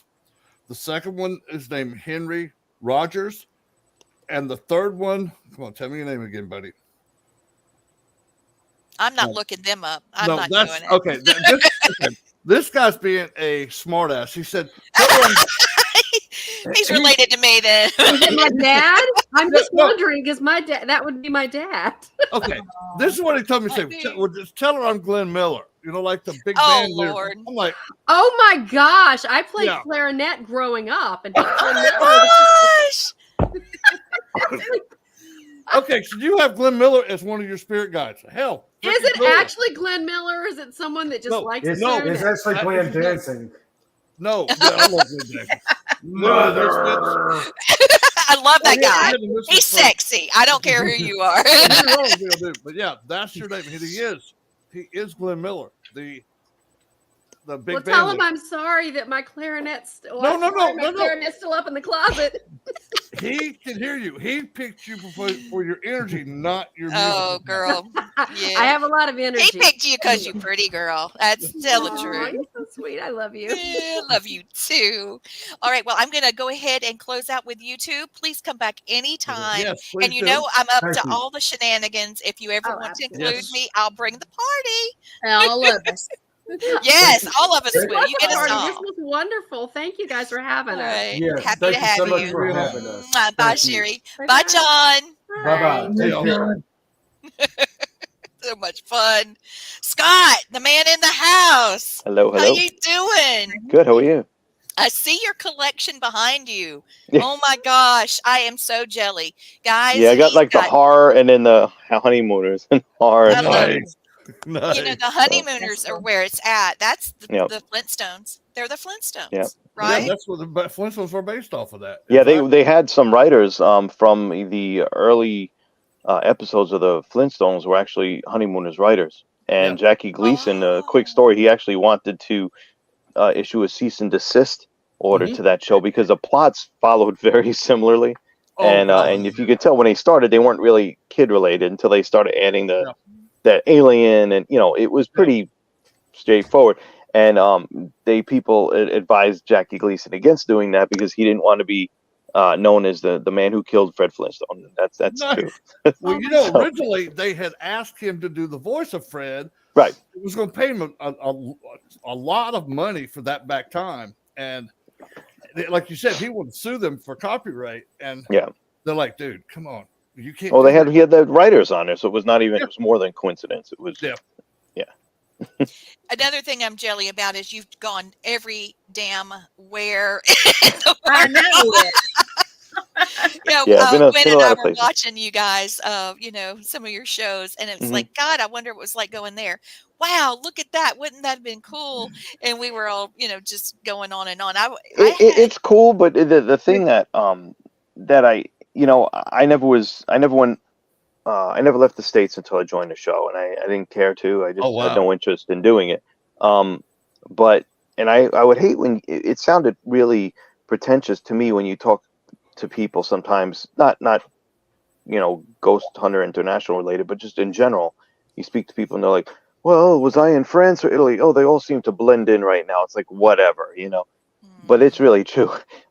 We were in the locations for such a short amount of time Yeah. that they do kind of blend into each other. And sometimes I really have to think, I'm like, what? Because I would think, oh my God, if I was in England, that would stand out. If I was in Ireland, that would stand Mhm. out. But a lot of the situations, I don't remember which country to which Well, you- country they happened because we really were, we would Yeah. fly in, do our thing, fly out. And so the quality of the time that we had in these places, it really wasn't envious. I mean, we didn't do the touristy. I mean, if I go anywhere, I like to do the touristy Sure. stuff. I know it's cheap, but I'm a sucker for that stuff. We Hey, went to like the dilapidated, rundown, cool places. Now, for paranormal investigators, that's cool, Yeah. but we didn't really experience France. We didn't really experience Italy. We really didn't experience the UK that much. Like we got in, did our thing, and it could have Yeah. been anywhere, and then we left.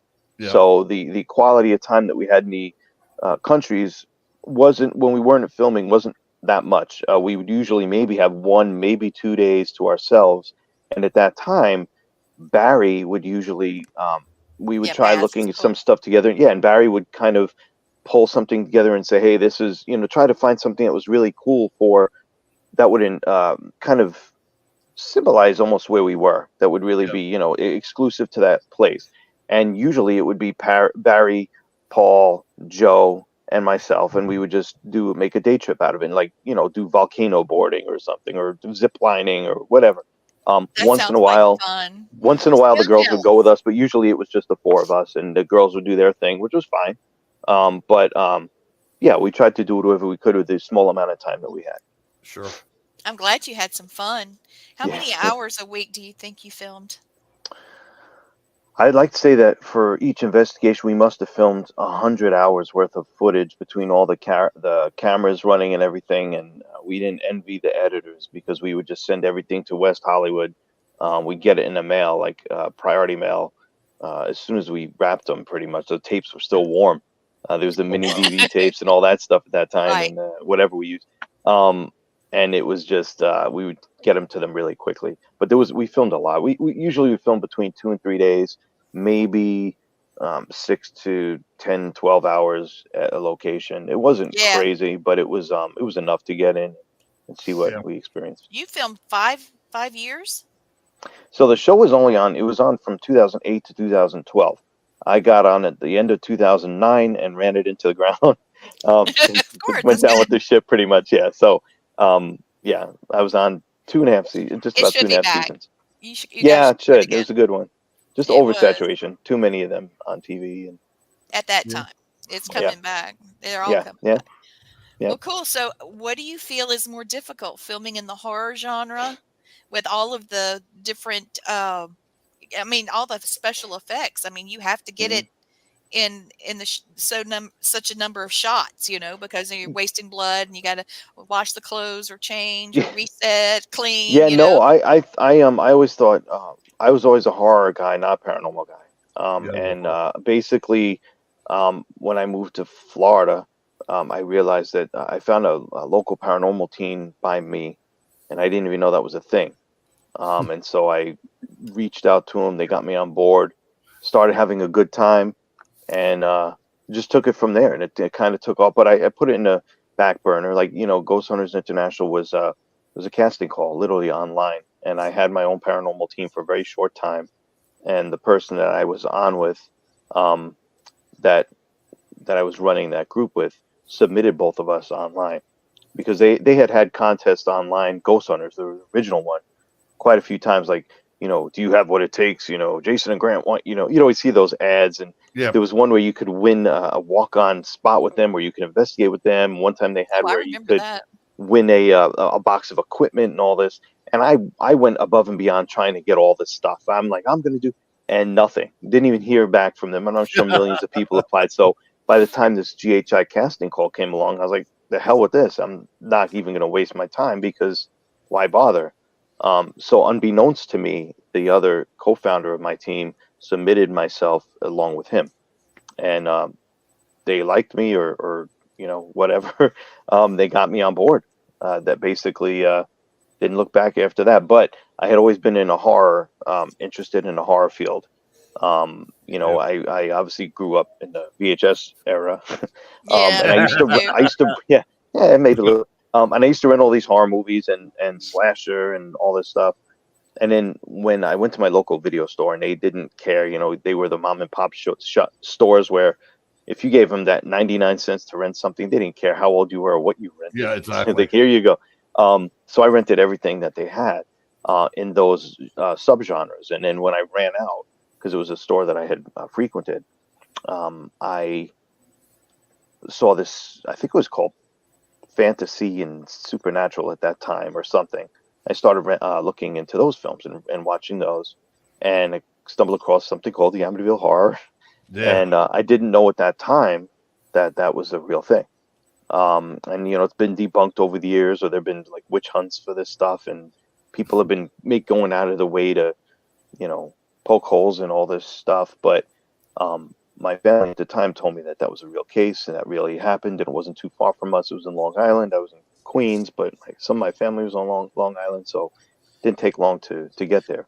But I'll never forget when I was first time I ever was visited the location, and didn't go in, but I was by the house. I didn't understand anything, but I was a younger age, and I remember driving it's a beautiful affluent neighborhood. You turn down that street, the air stops. It feels like the air is thick and heavy. Something is unhealthy on that road. I don't know what it is. And it was a very weird experience. Never could explain that away. I had been back there, I think one other time years later, had the same feeling. And I personally believe, and I won't get into it right now, but I believe that the people, I think there was a murders. That's not debunked. That's a real thing, happened in a house by a family member. The people moved in after that. In my opinion, they moved in to capitalize on that. They thought it was a bunch of BS and everything. This is my opinion. Thought it was a bunch of BS. Scott, moved in thank you. But then I'll tell you why, but they weren't even prepared, because they turned out, oh crap, something really is happening here. And I don't know what. After all these years of stories and the Amityville movies coming out left and right, the truth has been buried, but I believe something is going on. I can tell you the truth, because I'm a real good friend with one of the Lutzes. It's not actually a Lutz, that was his stepdad. And he has told me off camera, he said, there was a lot of stuff that happened in the house, but he knew his dad was going to he bought this house, and he was going to try to flip it as soon as he could. Sure. But and he figured he could sell it more easier if there was something connected to a horror or something scary to the house, because they only stayed there 28 days. And before they even left, he told me, he says, hell, my stepdad had a big ass check for the house already. Right. Before we even left. And he tried to sell a bunch of this stuff, which he did sell some of it. and now his stepson's finally coming out and saying, "Look, dude, he did this all for money. He was just a jackass. He never cared about my mother, never cared about us. It was all because he wanted that 15 minutes of fame, and he was just trying to make Right, but that still doesn't mean that nothing yeah, did happen there. You know, like the I film totally agree. the film embellished a lot to me, yeah, you know, and even in being in real estate in the past and whatever, or having my wife in real estate, I know there's certain things. The house was a piece of crap. That's why they yeah, got it cheap. That's why they got mhm, whatever. The blood coming out of the walls, it was most likely rusty pipes that were yep, dripping through, is not shielded mhm. properly. All this stuff could be explained. I do think something happened there. And I anytime do I too. do any kind of paranormal investigation, I'm always telling people I think there's something. I can't Well, ever concretely come out and Well, say this, but I believe either something happened or something didn't. I can't say definitively what it is because nobody knows what it is. And so that's what I think Scott, I happened can with tell that you house this as well. much. Hmm. Yeah, I can tell you this much. When John Zaffis was there, Hmm. um, the part about him running out of the house that Hmm. actually happened. He said, Hmm. "Blaine," he said, "the thing that I saw was it was showing visions of my family being just shredded to pieces." And he Hmm. said, "I had to get home to make sure they were safe." He said, "I Hmm. swear to God, I saw that, and that's what made me run." I said, "John, you never Hmm. ran from anything like that before." And he goes, Hmm. "Blaine, you would have ran from that. You don't run from nothing." Right. I was like, "Yeah, yeah, if it was going to my I family, was. I'd probably be at But that see, door like but yesterday." that's interesting though, because that happens, you know, years ago, away from any camera. There was no eyes on you. This is just an experience that's happened. Yeah, You know, and so it's really interesting when stuff like that happens. The same I thing with agree. kids. Anytime a kid tells you something, I'm much more inclined to believe that, because when you grow up, you put up these um, subconscious barriers, right, where it's not socially acceptable to say certain things. Like if someone says, "Hey, do I look good in this dress?" You can say, "Yeah, you look great in that dress," and then you talk yeah, trash about them after they leave, just because that's what people do. If a kid comes up and tells you, "Gee, you're ugly, sure. mister," you know what? You're probably ugly. That's just what it is. So it's true, right? So, you know, when you, with the good Yeah, investigators, the first team I ever joined, it was a bunch of females that were older than me, and it was just me. And the first time I started investigating with them, they would start doing like yoga and meditation. I'm like, these are a bunch, this is like a hippie cult. Like, what the mhm, hell's going on here? But I realized yeah, that it stripped you back down and made you more receptive to what was out there.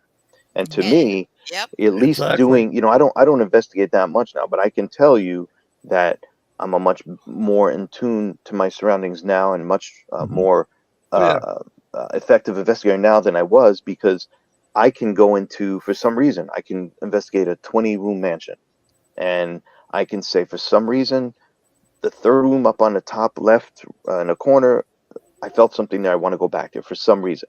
I never was really able to do that before.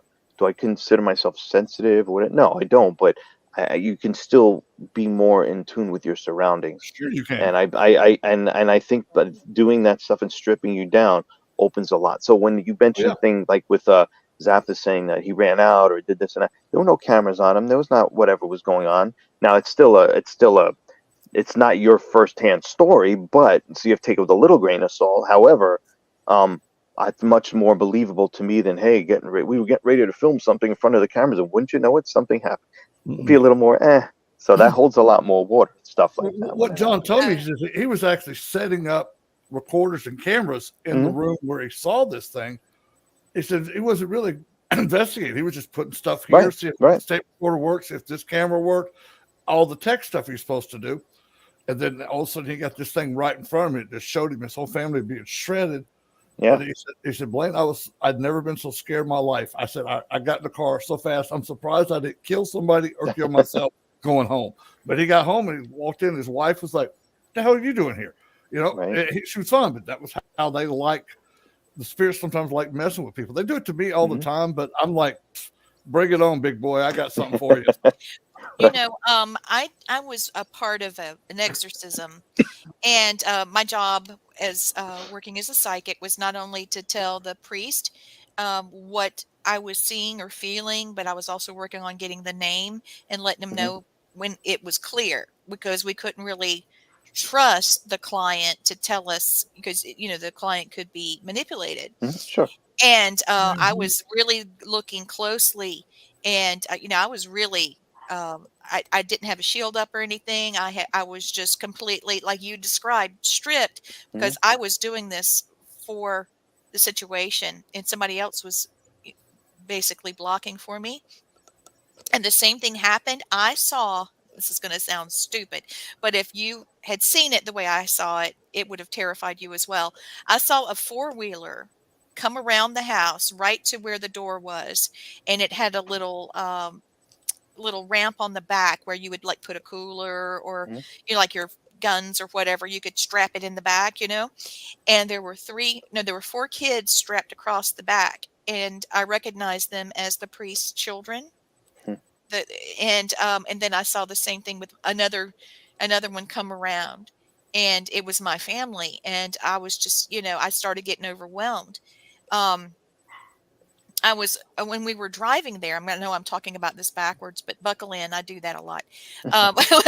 When I was actually going to the location, I looked out the window and I could feel something following me. And I swear to you, I saw wolves pacing with the car. And now these weren't in the flesh. I could see them. And I heard them. I heard them breathing, and they were pacing along with the car. And then when I walked into the house, it sounded like a wind chime. But it was a sickening sound, like some screwed up elves or fairies or something. I mean, it made me nauseated. And the client came around with her husband, and she said, "Oh, did you like my wolves when you were coming in? How do you like the sound of the demons? You thought they were wind chimes, didn't you?" And I was like, how did she know what I was thinking? Right. She knew all of this. Wow, that was. Yeah, it made me really pause, because I'd done exorcisms before, and I had one that was a poltergeist. It wasn't, I've had stuff that was, bad wiring that was making people hallucinate. All of those. There were things that were happening, but that one, it got me, and it was exactly like Blaine described, and just now. Yeah, So I mean, yeah, I get it. I don't talk about it much. It was something, man. There's a lot of crazy stuff going on that we know nothing about, and that's why I hate when people say experts or what. You could be doing this 100 years and you're not an expert. Thank you. It's Dude, just not. I have literally done this for 58 years, 59 years, and you are telling your age. You better stop. I love my age. Hey, I'm proud of my age. I You better stop. Hey, y'all ain't hurt me now, so I'm good. I'm 59 and I'm proud of it. But yeah, I'm doing it since I was. Yeah, you're making it look good, brother. But, I've never said I'm an expert. Somebody says he's a paranormal expert. I said no. I have a lot of knowledge in the field. Right, sure. Expert, I learn stuff new every day, because the day I stop learning is the day I die. So I will never be an expert. That's what Mama Jenny said. Yeah, that's true. That's true. Even when we go dead and past and be on the other side, I still won't know everything. And there's no necessarily, in my opinion, there's no real right way to do stuff, but there is a wrong way to do stuff. Sure. There is certain things that you do not do that. Yeah, but who am I to say that your process isn't going to work? Or, like I'll give you an example. The much hated and maligned tool, the K2 meter. All right. My thing is they're very easy to manipulate. They're very sensitive, but I will tell you, when I used it, we were investigating a small local church in a small town not too far from where we are. We used it as a vessel. And what we did was we basically explained what it was. We introduced everybody that was there. We made sure we controlled the environment, and I knew exactly what was going on, who was there. We showed whatever was there, what it was. We showed them how it worked. We put it down and we said, okay, if there's someone here, you get close to it, it's going to it's going to detect things, and it's going to go up to certain light. Can you get closer and do whatever? So whatever we were doing, it was making it a vessel to communicate with. So was it being worked necessarily? Was it working the way that was made for? Obviously, half these things are for electrician use anyway. Yep. Thank you. But it was providing some kind of a communicative device for this thing to communicate with me. So it's fine. I mean, I had someone come up to me once, and they said one of those balls that you get at like Spencer, that thing and you put your hand on it and it goes to one place of energy. So like, can we use that for an investigation? I'm like, if it works for what you're doing, hey, why not? Fine. Right. Yeah. So I mean, there's so many things that we don't know what they are, and it just takes one person to label it the ghost globe and sell it and then it has all this validation all of a sudden. But that's Yeah, stupid. that If it works Tesla for you, ball, yeah, if exactly. anything touches it, it makes a You're little right. arc to the Yeah. glass. But there's cool stuff behind some of these theories. I'm like, yeah, try it Yeah. out. That makes sense. Yeah. I think that's kind of cool. I don't like using. I just like using just a basic camera, a basic audio recorder. I don't like all the bells and whistles because people get so caught up and hung up on it that first of all, they don't even, not only don't they know how to use it, but they get so focused on it that there could be stuff that's actually happening and they're depriving their own senses because they're Thank you. depending on this other stuff. So I've never been a big person on equipment. I'm an old-fashioned girl. Mhm. I like using my compass, my Yep.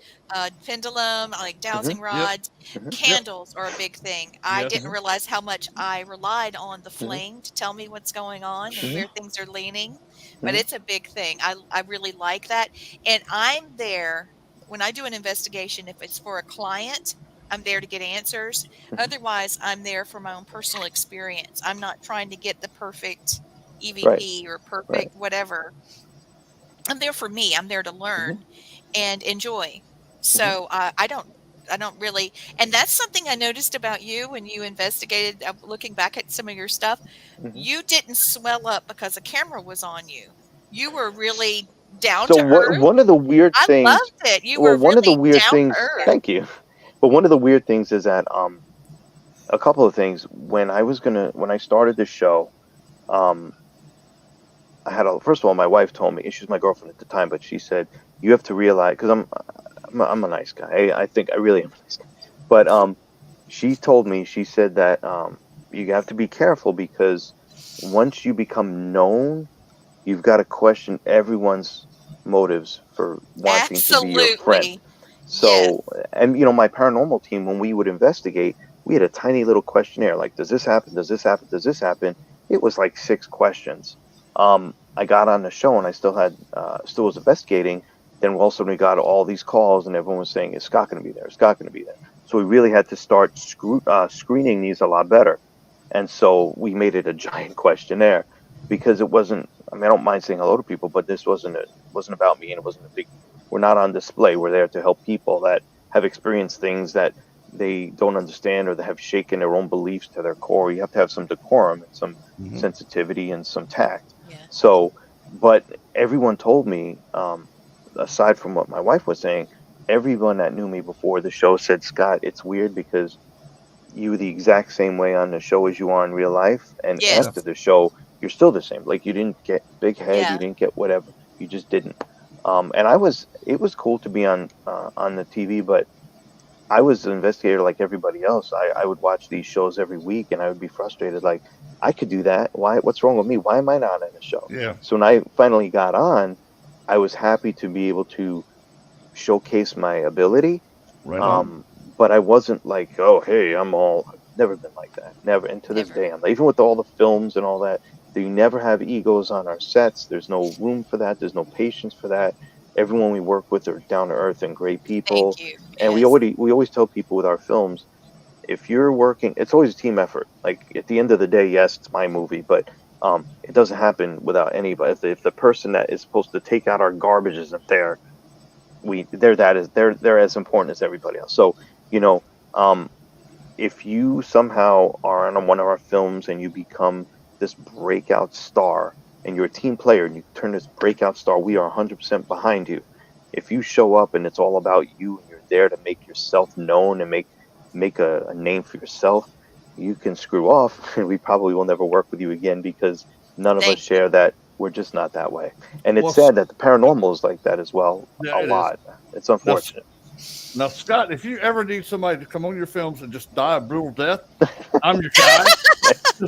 That is one of my biggest things. I want to die like a brutal death in a horror movie. Because I think it'd just be so cool. Because I have no ego about it. It's like, okay, you're going to cut me in half an act. Let's do it. Come on. Yeah, it's fun. It's fun, and we have it down to a science now. But everything is still its own animal. Each thing is its own project. Even if we're starting Cool Summer 4, and so it's part of this franchise that we've already established, whether everyone wanted it or not. We made a franchise, but it's still its own animal. It's still a separate film, and you still have to approach it a different way. but we have the basics. I mean, we pretty much know how to do it, and it's so fun. I don't feel like that's work, and it's hard work, but I don't feel like it's work. It's just fun. And Scott, the reason I ask you that because when I was active duty military, when we would do these stupid exercises, it'd be hot, and we figured out if you died early, you got to go sit in the air conditioned, watch TV, and have food. Right. So we would you get into stuff. To die, dude, and I'd have like bandages around my head, just all blooded. I looked like I was Walking Dead myself. Nice. It's like no. Well, I did this one. Like, yep. I did this one film. It was early on, and usually when you film things, you film them out of sync. You just do for some reason. This lines up better, or people are around, and you.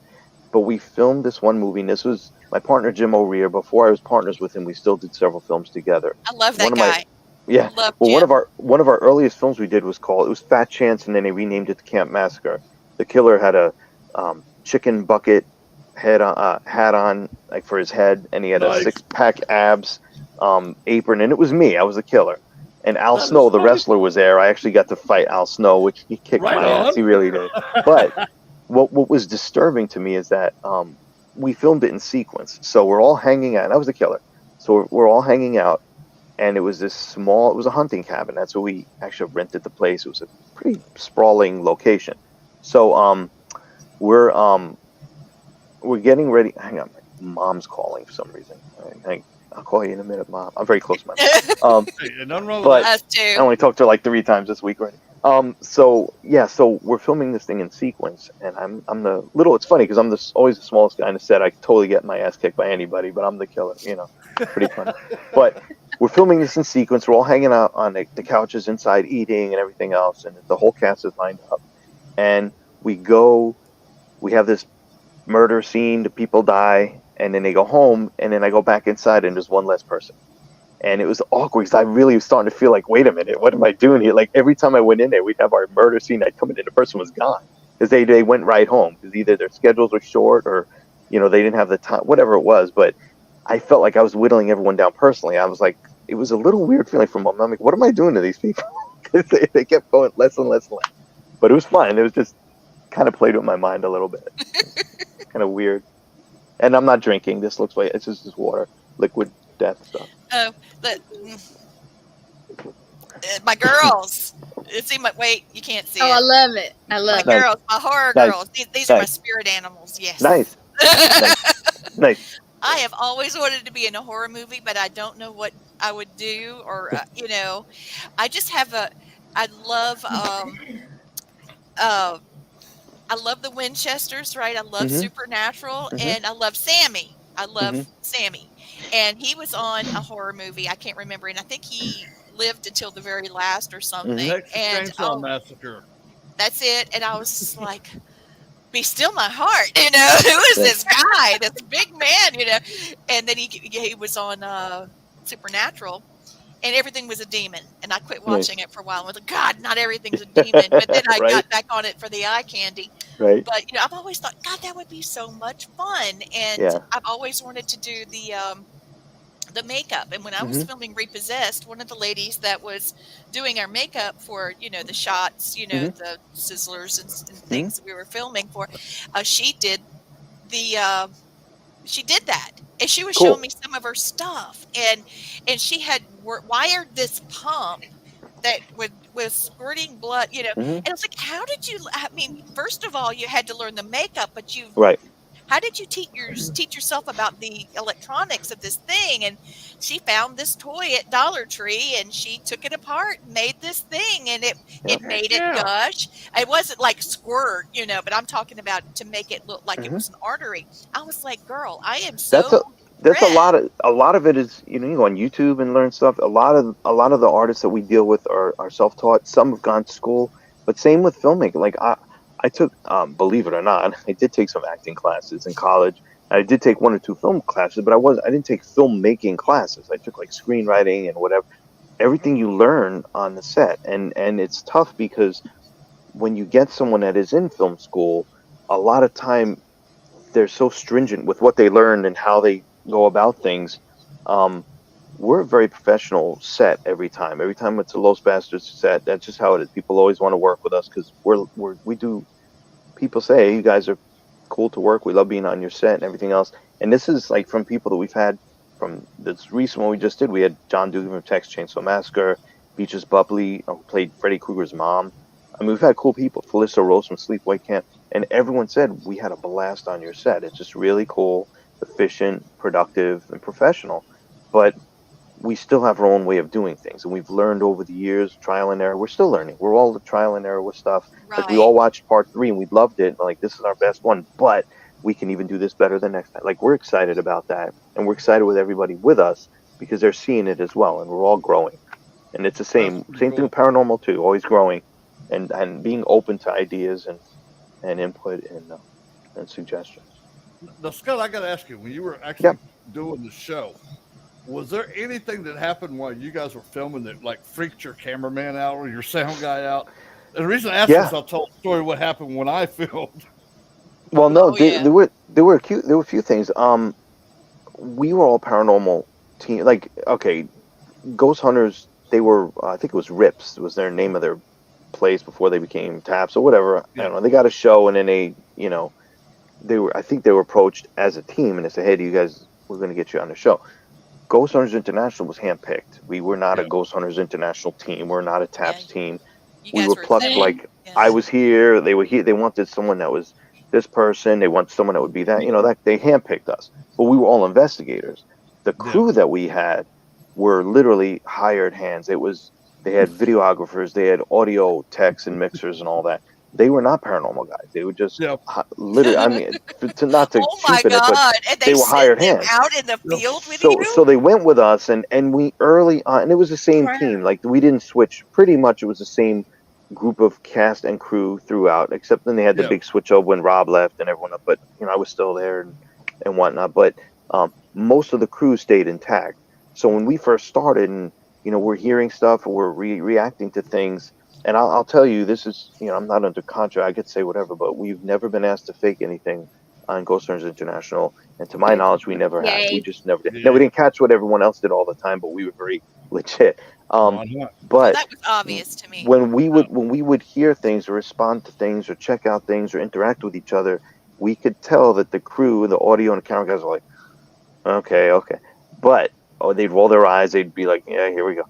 Over the years, they even told us, they said, okay, I saw that with my own eyes. I heard that. Like the audio guys, like, what the hell did I just hear? This wasn't manipulated. I heard this. And we're like, we told you. Once you get that experience, you can't tell anybody to the contrary. I mean, there was something going on, and they saw and they experienced along with us. We went into these locations that were fresh for us. We tell people always say they're envious because we go to investigate these cool locations. But again, we literally get in, we investigate 1, 2, maybe 3 days for 4 or 5 hours a night, and we're out.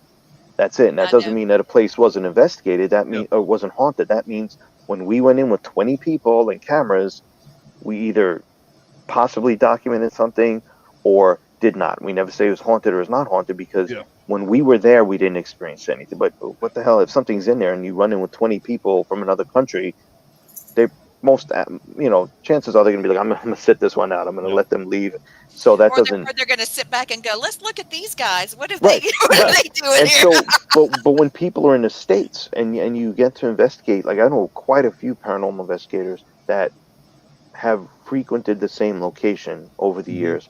That's enabled them to not only establish a kind of relationship with the place, but you establish communication with the energy that is in this location, with the family that owns the place.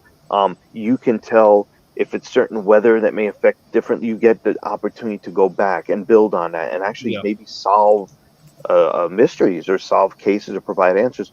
We were never afforded that luxury. So while we were able to go overseas, that quality I feel wasn't our quality was good, but the quality of establishing a long-term whatever, with the exception of getting emails and calls once in a while from people, there's some of them that still keep in contact with us over the years.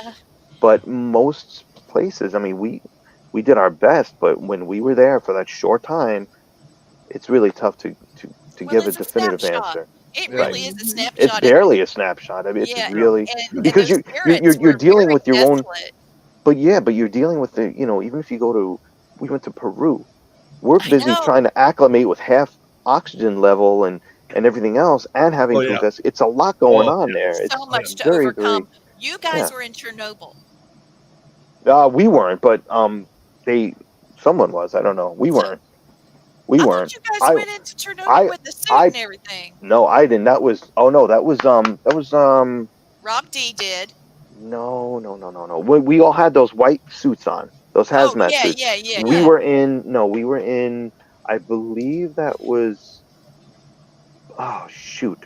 I was trying to find the episode before you I came don't know on if it so I was could bring it up. I Serbia. can look it up. No, it was Serbia or something. But what we did, we had been investigating a whole day, and we went into this big room that was like an airplane hangar. It was huge, and it was filled with dusty, I don't know what it was, gas masks from World War II. Oh wow. And we're Okay, walking okay. around. We were there all day. It was in a jungle, and then we got to this hangar. The second day when we're there, the production team comes up to us and says, "You guys should put these on." We're like, "Well, thanks." What about the Oh first day? great. But yeah, that was. I'm trying to think. I don't know if it was Serbia or it was Belgium. It was Belgium. Okay. It Okay. was Belgium. That was a crazy time. But yeah, we've had a lot of experiences like that. We have a lot of experiences like that. But you're When I dealing with that, and it's very hard to investigate when you're just trying to acclimate yourself to the elements. We Oh yeah. we went to, I think we went to I think it was New Zealand. It may have been, but they literally told us, they would call you. We would get home and dump our clothes out of the suitcase into a washing machine, dry them, and throw them back into the suitcase. Like that's how we didn't have time to Hmm. fold them. We didn't have the luxury for that. And they would literally call you up on Monday and say, Wednesday you're going to fly out to New Zealand. Go get your shots. So Yeah. half time when I had to go get shots, I had to get a Oh, malaria shot and a yellow fever shot, whatever. And I remember the doctor saying it usually takes 2 weeks to take these pills to take them to get them to take full effect. You may not be fully provided. I don't have time. We have to go. So I remember one time, and I don't like needles anyway, but I had three. I look like a drug addict. I had 3 needles in one arm, 3 needles in the oh other. dude. And in one day. So you're dealing with all that, and then you get to another place, and you're trying to investigate, and you're still trying to acclimate yourself. It's rough. It's rough, and we weren't not exactly young and fit. If you saw the shows, Yeah. it's No, like no, Scott. wobbling around. Yeah, it wasn't. This is what I think is funny. Okay, well, I'll tell you, when I had you ask that question, when I filmed my episode of Mission Unexplained, we went up to Buffalo, New York, and I was in there was a sound guy, 2 camera guys, and the producer. And I just happened to say, I said, don't be surprised if something weird happens to your electronics, because it does around me. About 2 minutes later, I hear the sound guy goes, my sound just went off. And both camera guys was like, my cameras are dead. What'd you do? I said, I told you it was going to happen, but you didn't believe me. So I was like, I had to show you. And I didn't do nothing but tell them it was going to happen. Right. Yeah.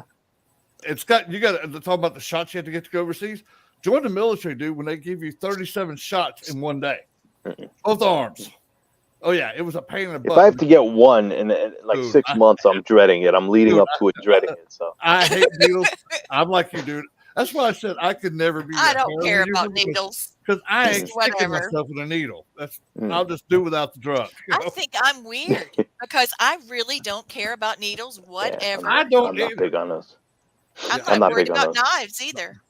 I can stick anybody with a needle, but bring one at me, and I'm like, oh, wait a minute. She's a retired paramedic. And yeah. Okay, so there you go. Yeah. You go. Yeah, I'm not big on that. When I was filming Repossessed, we were traveling a lot, and I was going from the United States to Canada, and it's right after COVID. So I had to do all the COVID restrictions and go here and show your card there, and to even get into a restaurant. That was no fun. But I know I can legitimately say I know what you're talking about, how you can't remember. You're here and you're there, right? And you only get to see a few things. You really would wake up and you would realize like what day is it and what country we're in. Because when we went, I think it was when we went to New Zealand, you skip a day, and it's not like being in a plane for a day. You skip a day. It shows you on the map. It's Saturday and then it's Monday, and then when it's Monday, you come back and it's Tuesday and then it's Tuesday again. It's like what the hell? Or it's Monday. It throws you off. It's weird. And then just coupled with the fact that you could be in 2 or 3 countries in 2 or 3 weeks, It really does throw you off. There was one time we did we went from it was a snowstorm. It was a big blizzard in Scotland, and then we flew to where did we go? I think we flew to New Jersey for something, and then we flew into Puerto Rico. It was like a heat wave to a blizzard in one trip. Insane. I feel you on that one, dude. When I was military, we flew from the country of Panama to Salt Lake City, Utah in December. I can't imagine. When we left Panama, it was a nice 85 degrees. We got to Hill Air Force Base. It was minus 30 degrees and full of snow. We thought we were only going to make a drop and run where we drop off the stuff and leave. No, we got stuck there 3 days. So we had nothing but short sleeves. Right. I had no jacket. I literally had to go to the basic exchange and buy me a coat because I didn't have one with me. Right. Yeah, we've had to do that. We've had to buy clothes, and sometimes we'd have to just leave them behind. So we just don't have room for them, or whatever. But we did that a lot. This is not going to work. We got to get something. I had a problem with snow. Girl from South Carolina in the dang snow, like I've never seen snow. Like I got out of the car and I was almost up to my waist, and so I actually at one point took pizza box out of the trash and put my shoe on it and and then cut it out to put in my shoes. Nice. So I mean, I don't like have Alaskan many snow. That's awesome. Yes, I had to make a barrier somehow. I wrapped it in a plastic bag and then put it back in so it would be waterproof. Nice. I don't have stories like you, but I can relate. And to hear you talk about it, you're pretty, right on track with the way I would say it, better than I would say it. So. I don't know how. I don't think any of us had jet lag though. That's the one thing, and it's not that we got used to it. I just don't think we did. And I think the main reason that you don't is you don't usually disrupt your sleep pattern. If you're tired, you still go to bed at the time that you think it is. Whatever. I forgot what we did, but if you stick to that, you won't get jet lag. Now, usually what you get jet lag from is your body is far enough away from the magnetic field of the Earth, so that's what gives you the jet lag. Lord, I didn't know that. Yeah, and the reason I know how to fix all this stuff because I was a loadmaster in the Air Force. We flew everywhere, so we knew. Okay, it's like, I'll go to sleep at 7. We're on the plane. I've got 5 hours till we land wherever we're going to land. I get my 4 or 5 hours of sleep, hit the ground running, be ready to go. Right. Yeah, I don't get much sleep anyway, normally, so because I'm a morning person and I'm a night person. It works out pretty well. I'm going to swing back over to your horror movies real quick. Yeah, I saw a picture of you with a gun and you were drawing down on somebody, and man, you looked like you were about to blow someone away. What was that poster? Yes. Yeah. What was that about? Was that Nightblade? I don't know. It might have been Nightblade. That was we got that was Nightblade. We did a so again, we've done a lot of films beforehand, but that was our first one for Los Bastards, which is almost 10 years ago now.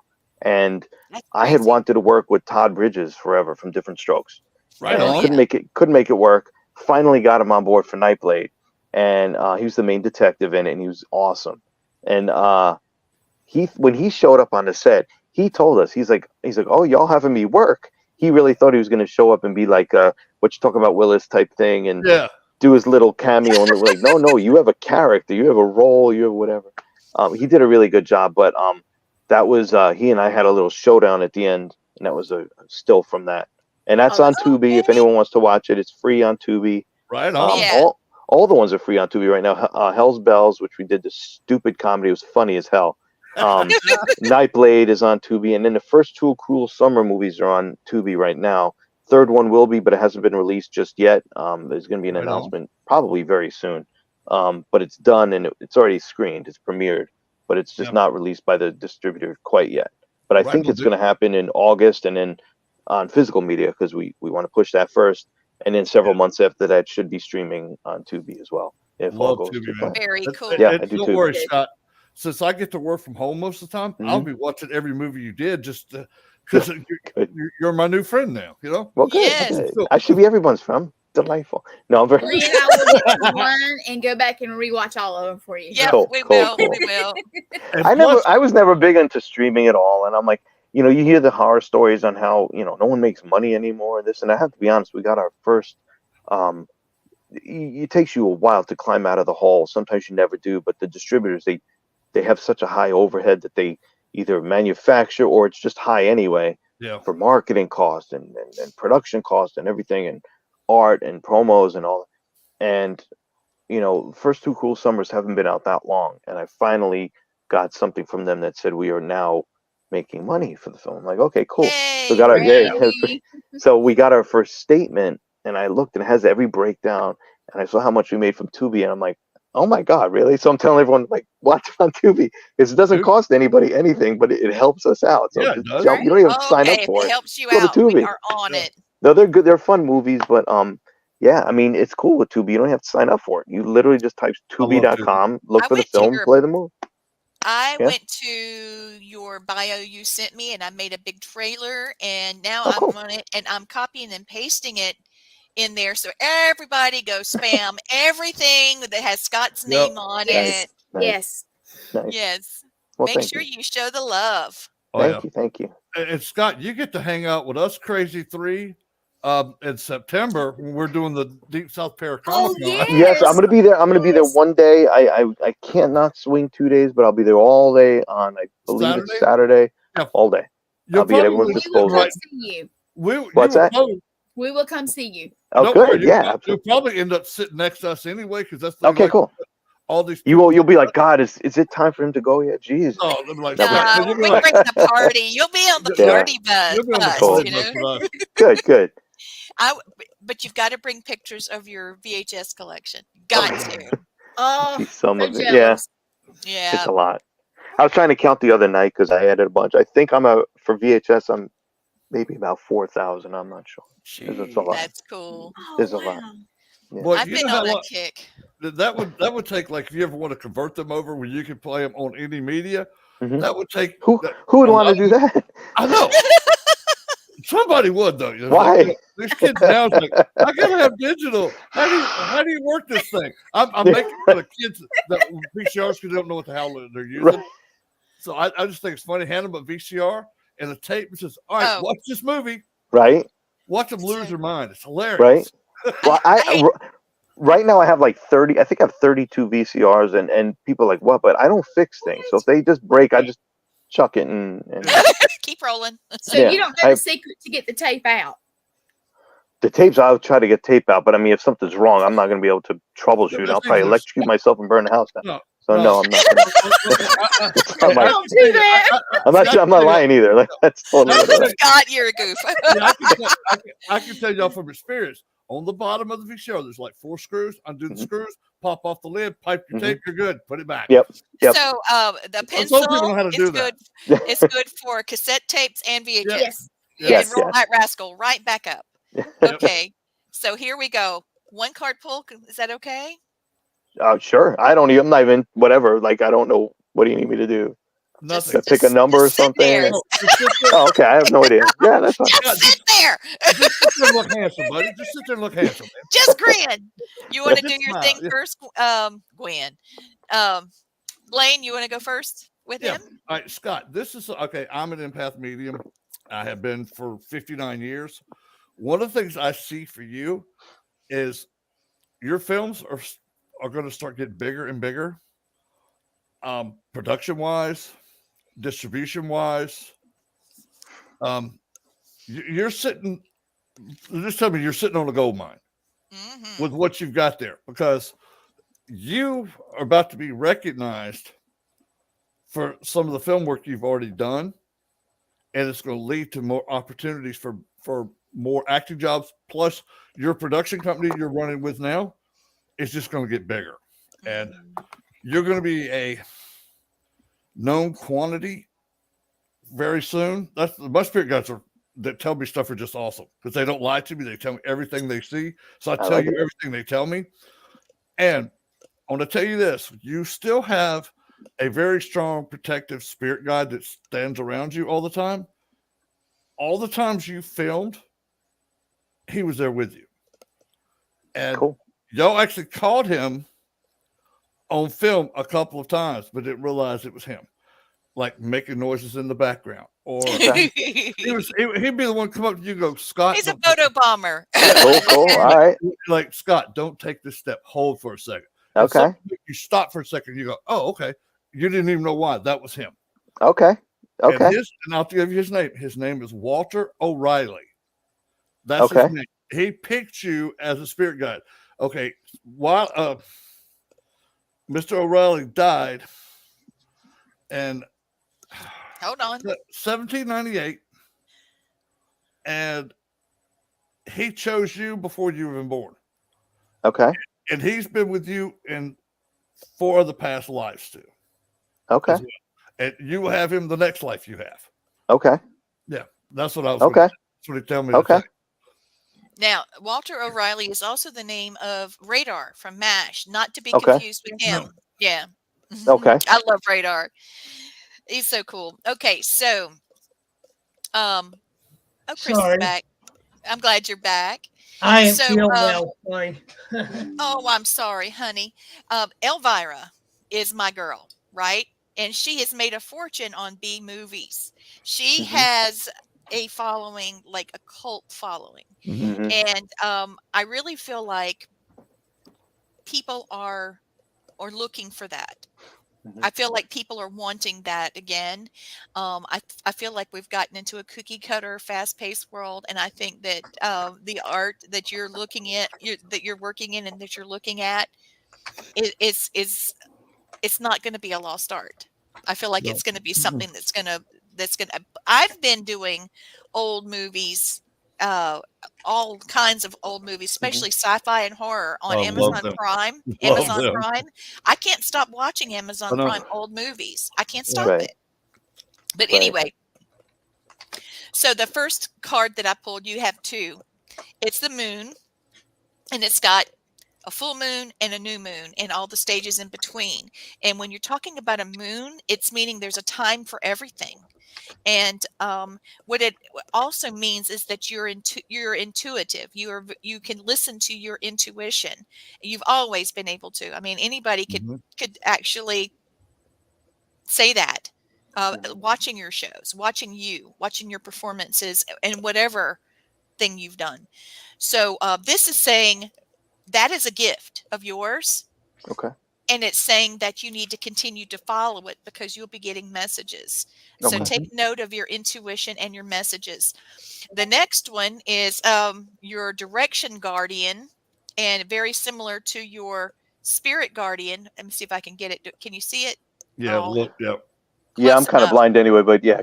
Okay, so this is it looks like a male, but of course it's an angel, so it's neither male or female. And it's got a lion on one side, it's got a lamb on the other, and it's got a power symbol in the center of it with a bird, like an eagle, I think, with his wings out and folded out like that and folded.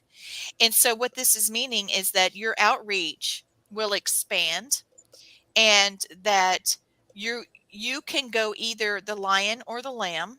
You can be either one of those personalities, and that your timing will be everything for each one of those. That you need to know, like sort of like a tree. Some trees have to bend in the wind, others have to remain strong like an oak. And so that's what's coming for you. I really feel like this is a path. This is actually an initial reading for what Blaine was saying. His readings are usually further out. This is your road Okay. to where he's saying I see that this is prosperity for sure. Okay, cool. And That's please good. tell Jim O'Rear that I said hello. I Yeah, haven't tell talked to Jim him hi. in a couple years. He's been on Okay. my show off and on for Okay. this is my 11th season, so it's been Wow, a okay. long time. And Okay. we'll get on the phone and we'll just talk, before we do the show, and we'll send each other memes and stuff. So- I hope he remembers me. It's been a minute, but Okay, I'll let him know for sure. Yeah, he's been invaluable to me. I'm forever indebted to him. Amazing person, and to tell me that I'm the best partner he's ever had, and that he sees things that's a in big me deal. and all that. It's huge. And he means it too. It means a lot to me. Yeah, he's very Yeah. straight shooter. Yeah, he Yeah. is. I've Well, really enjoyed having you on. I'm sorry, Christopher. you. Go ahead. Tubi's great, and thank you for sharing your work on there because I'm one of the many people that really can't afford all these services. Tubi's great. It is. Yes, Yeah. awesome. Now, The Scott, library is first rate. If you ever look at all the, it's amazingly good. They have a ton of stuff. Yep. On there. Yep. I always go back and watch my old Dark Shadows from off of the. Mhm. Off, Yes. oh, don't even get me started. I've been on YouTube doing the remake from the 90s. Mhm. Yes. And Gwen stayed over and we were watching Dark Shadows, and I never really like a blonde Dracula, but that one, he's all right. He's He's all not right. pretty. Yeah, it's something, man. Nice. But nobody's gonna beat my guy. Wait, Jack Sparrow, help me. Johnny Depp. There Johnny he Depp. is. Oh yeah. Yes, that's the guy right there. And Do you Amber know- Heard, Amber Heard, you can kiss my foot. well, you know, This is the Southern and girl. Lee, do you know in the movie that 3 of the original characters were at the door when Alice Cooper was playing in the house? Jonathan Frakes, who was Barnabas. I forget the lady that always had trouble with Barnabas. I can't remember her name, and the boy was at the door. So next I'm time you gonna have watch to go it, back. yeah, watch Yes. the door. They We're come looking to the at door. it again. Oh yes. See, you've done it again. Now I've got to watch. Yep. Well, Scott, we're going to see you at Deep South Paracomic Absolutely. Con. I'm looking Absolutely. forward to it. Those of you that are watching, we've got us a ghosty horror guy, and it's all of that. Plus, he's a sweet person, not bad to look at. So you got a little bit of everything. And Blaine will be there. I'll be there. Christopher will be there on the show. We will be going live. I So will it's be gonna there in be fun. person. Blaine's going to Cool. be doing a great job. Actually, Blaine and I wrote a book that I'm going to go back and tell the folks from the Lantern Media Group about the Psychic Kids book that we Right on. wrote. It's a book about for parents to be able to identify children's psychic abilities That's and cool. some things that they can do to improve some of their abilities. Our second book's it's got to come out because so many kids have come out talking Yeah. about this, and parents need our help. So Listen to those kids. We I do. Listen to the know. kids. When you were saying that earlier, I was thinking, I need to tell him this. I need to Mhm. tell him this. But there's a Mhm. lot of children that have come to us at these Mhm. Yeah. Paracons that needed this, that needed Mhm. the validation. Mhm. And we actually have someone that all of us, Gwen, Blaine, and myself, and my husband, Christopher, in an indirect way, she actually was put on medication because she was psychic and nobody believed her. Mm-hmm. And Yeah, I believe it. she's discovering it now that hey, I actually That's have interesting. a talent. So yeah, bless her heart. Yeah. That's all right. Well, I'm going to do a quick Native American blessing, and then Gwen's going to close us. Anybody have any last things to say? Thanks for having me on, guys, and best luck Happy with to your have show. you. And Thank we'll you. see you in September, brother. Yes, Absolutely. we will. Absolutely. All right. So here's our Cherokee blessing. May the warm winds of heaven blow softly upon your house. May the Great Spirit bless all who enter there. May your moccasins make happy tracks in many snows, and may the rainbow always touch your shoulder. Thank you for watching Family Spirit International.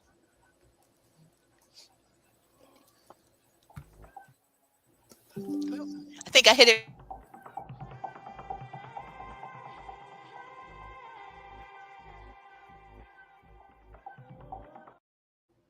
There we go. We out.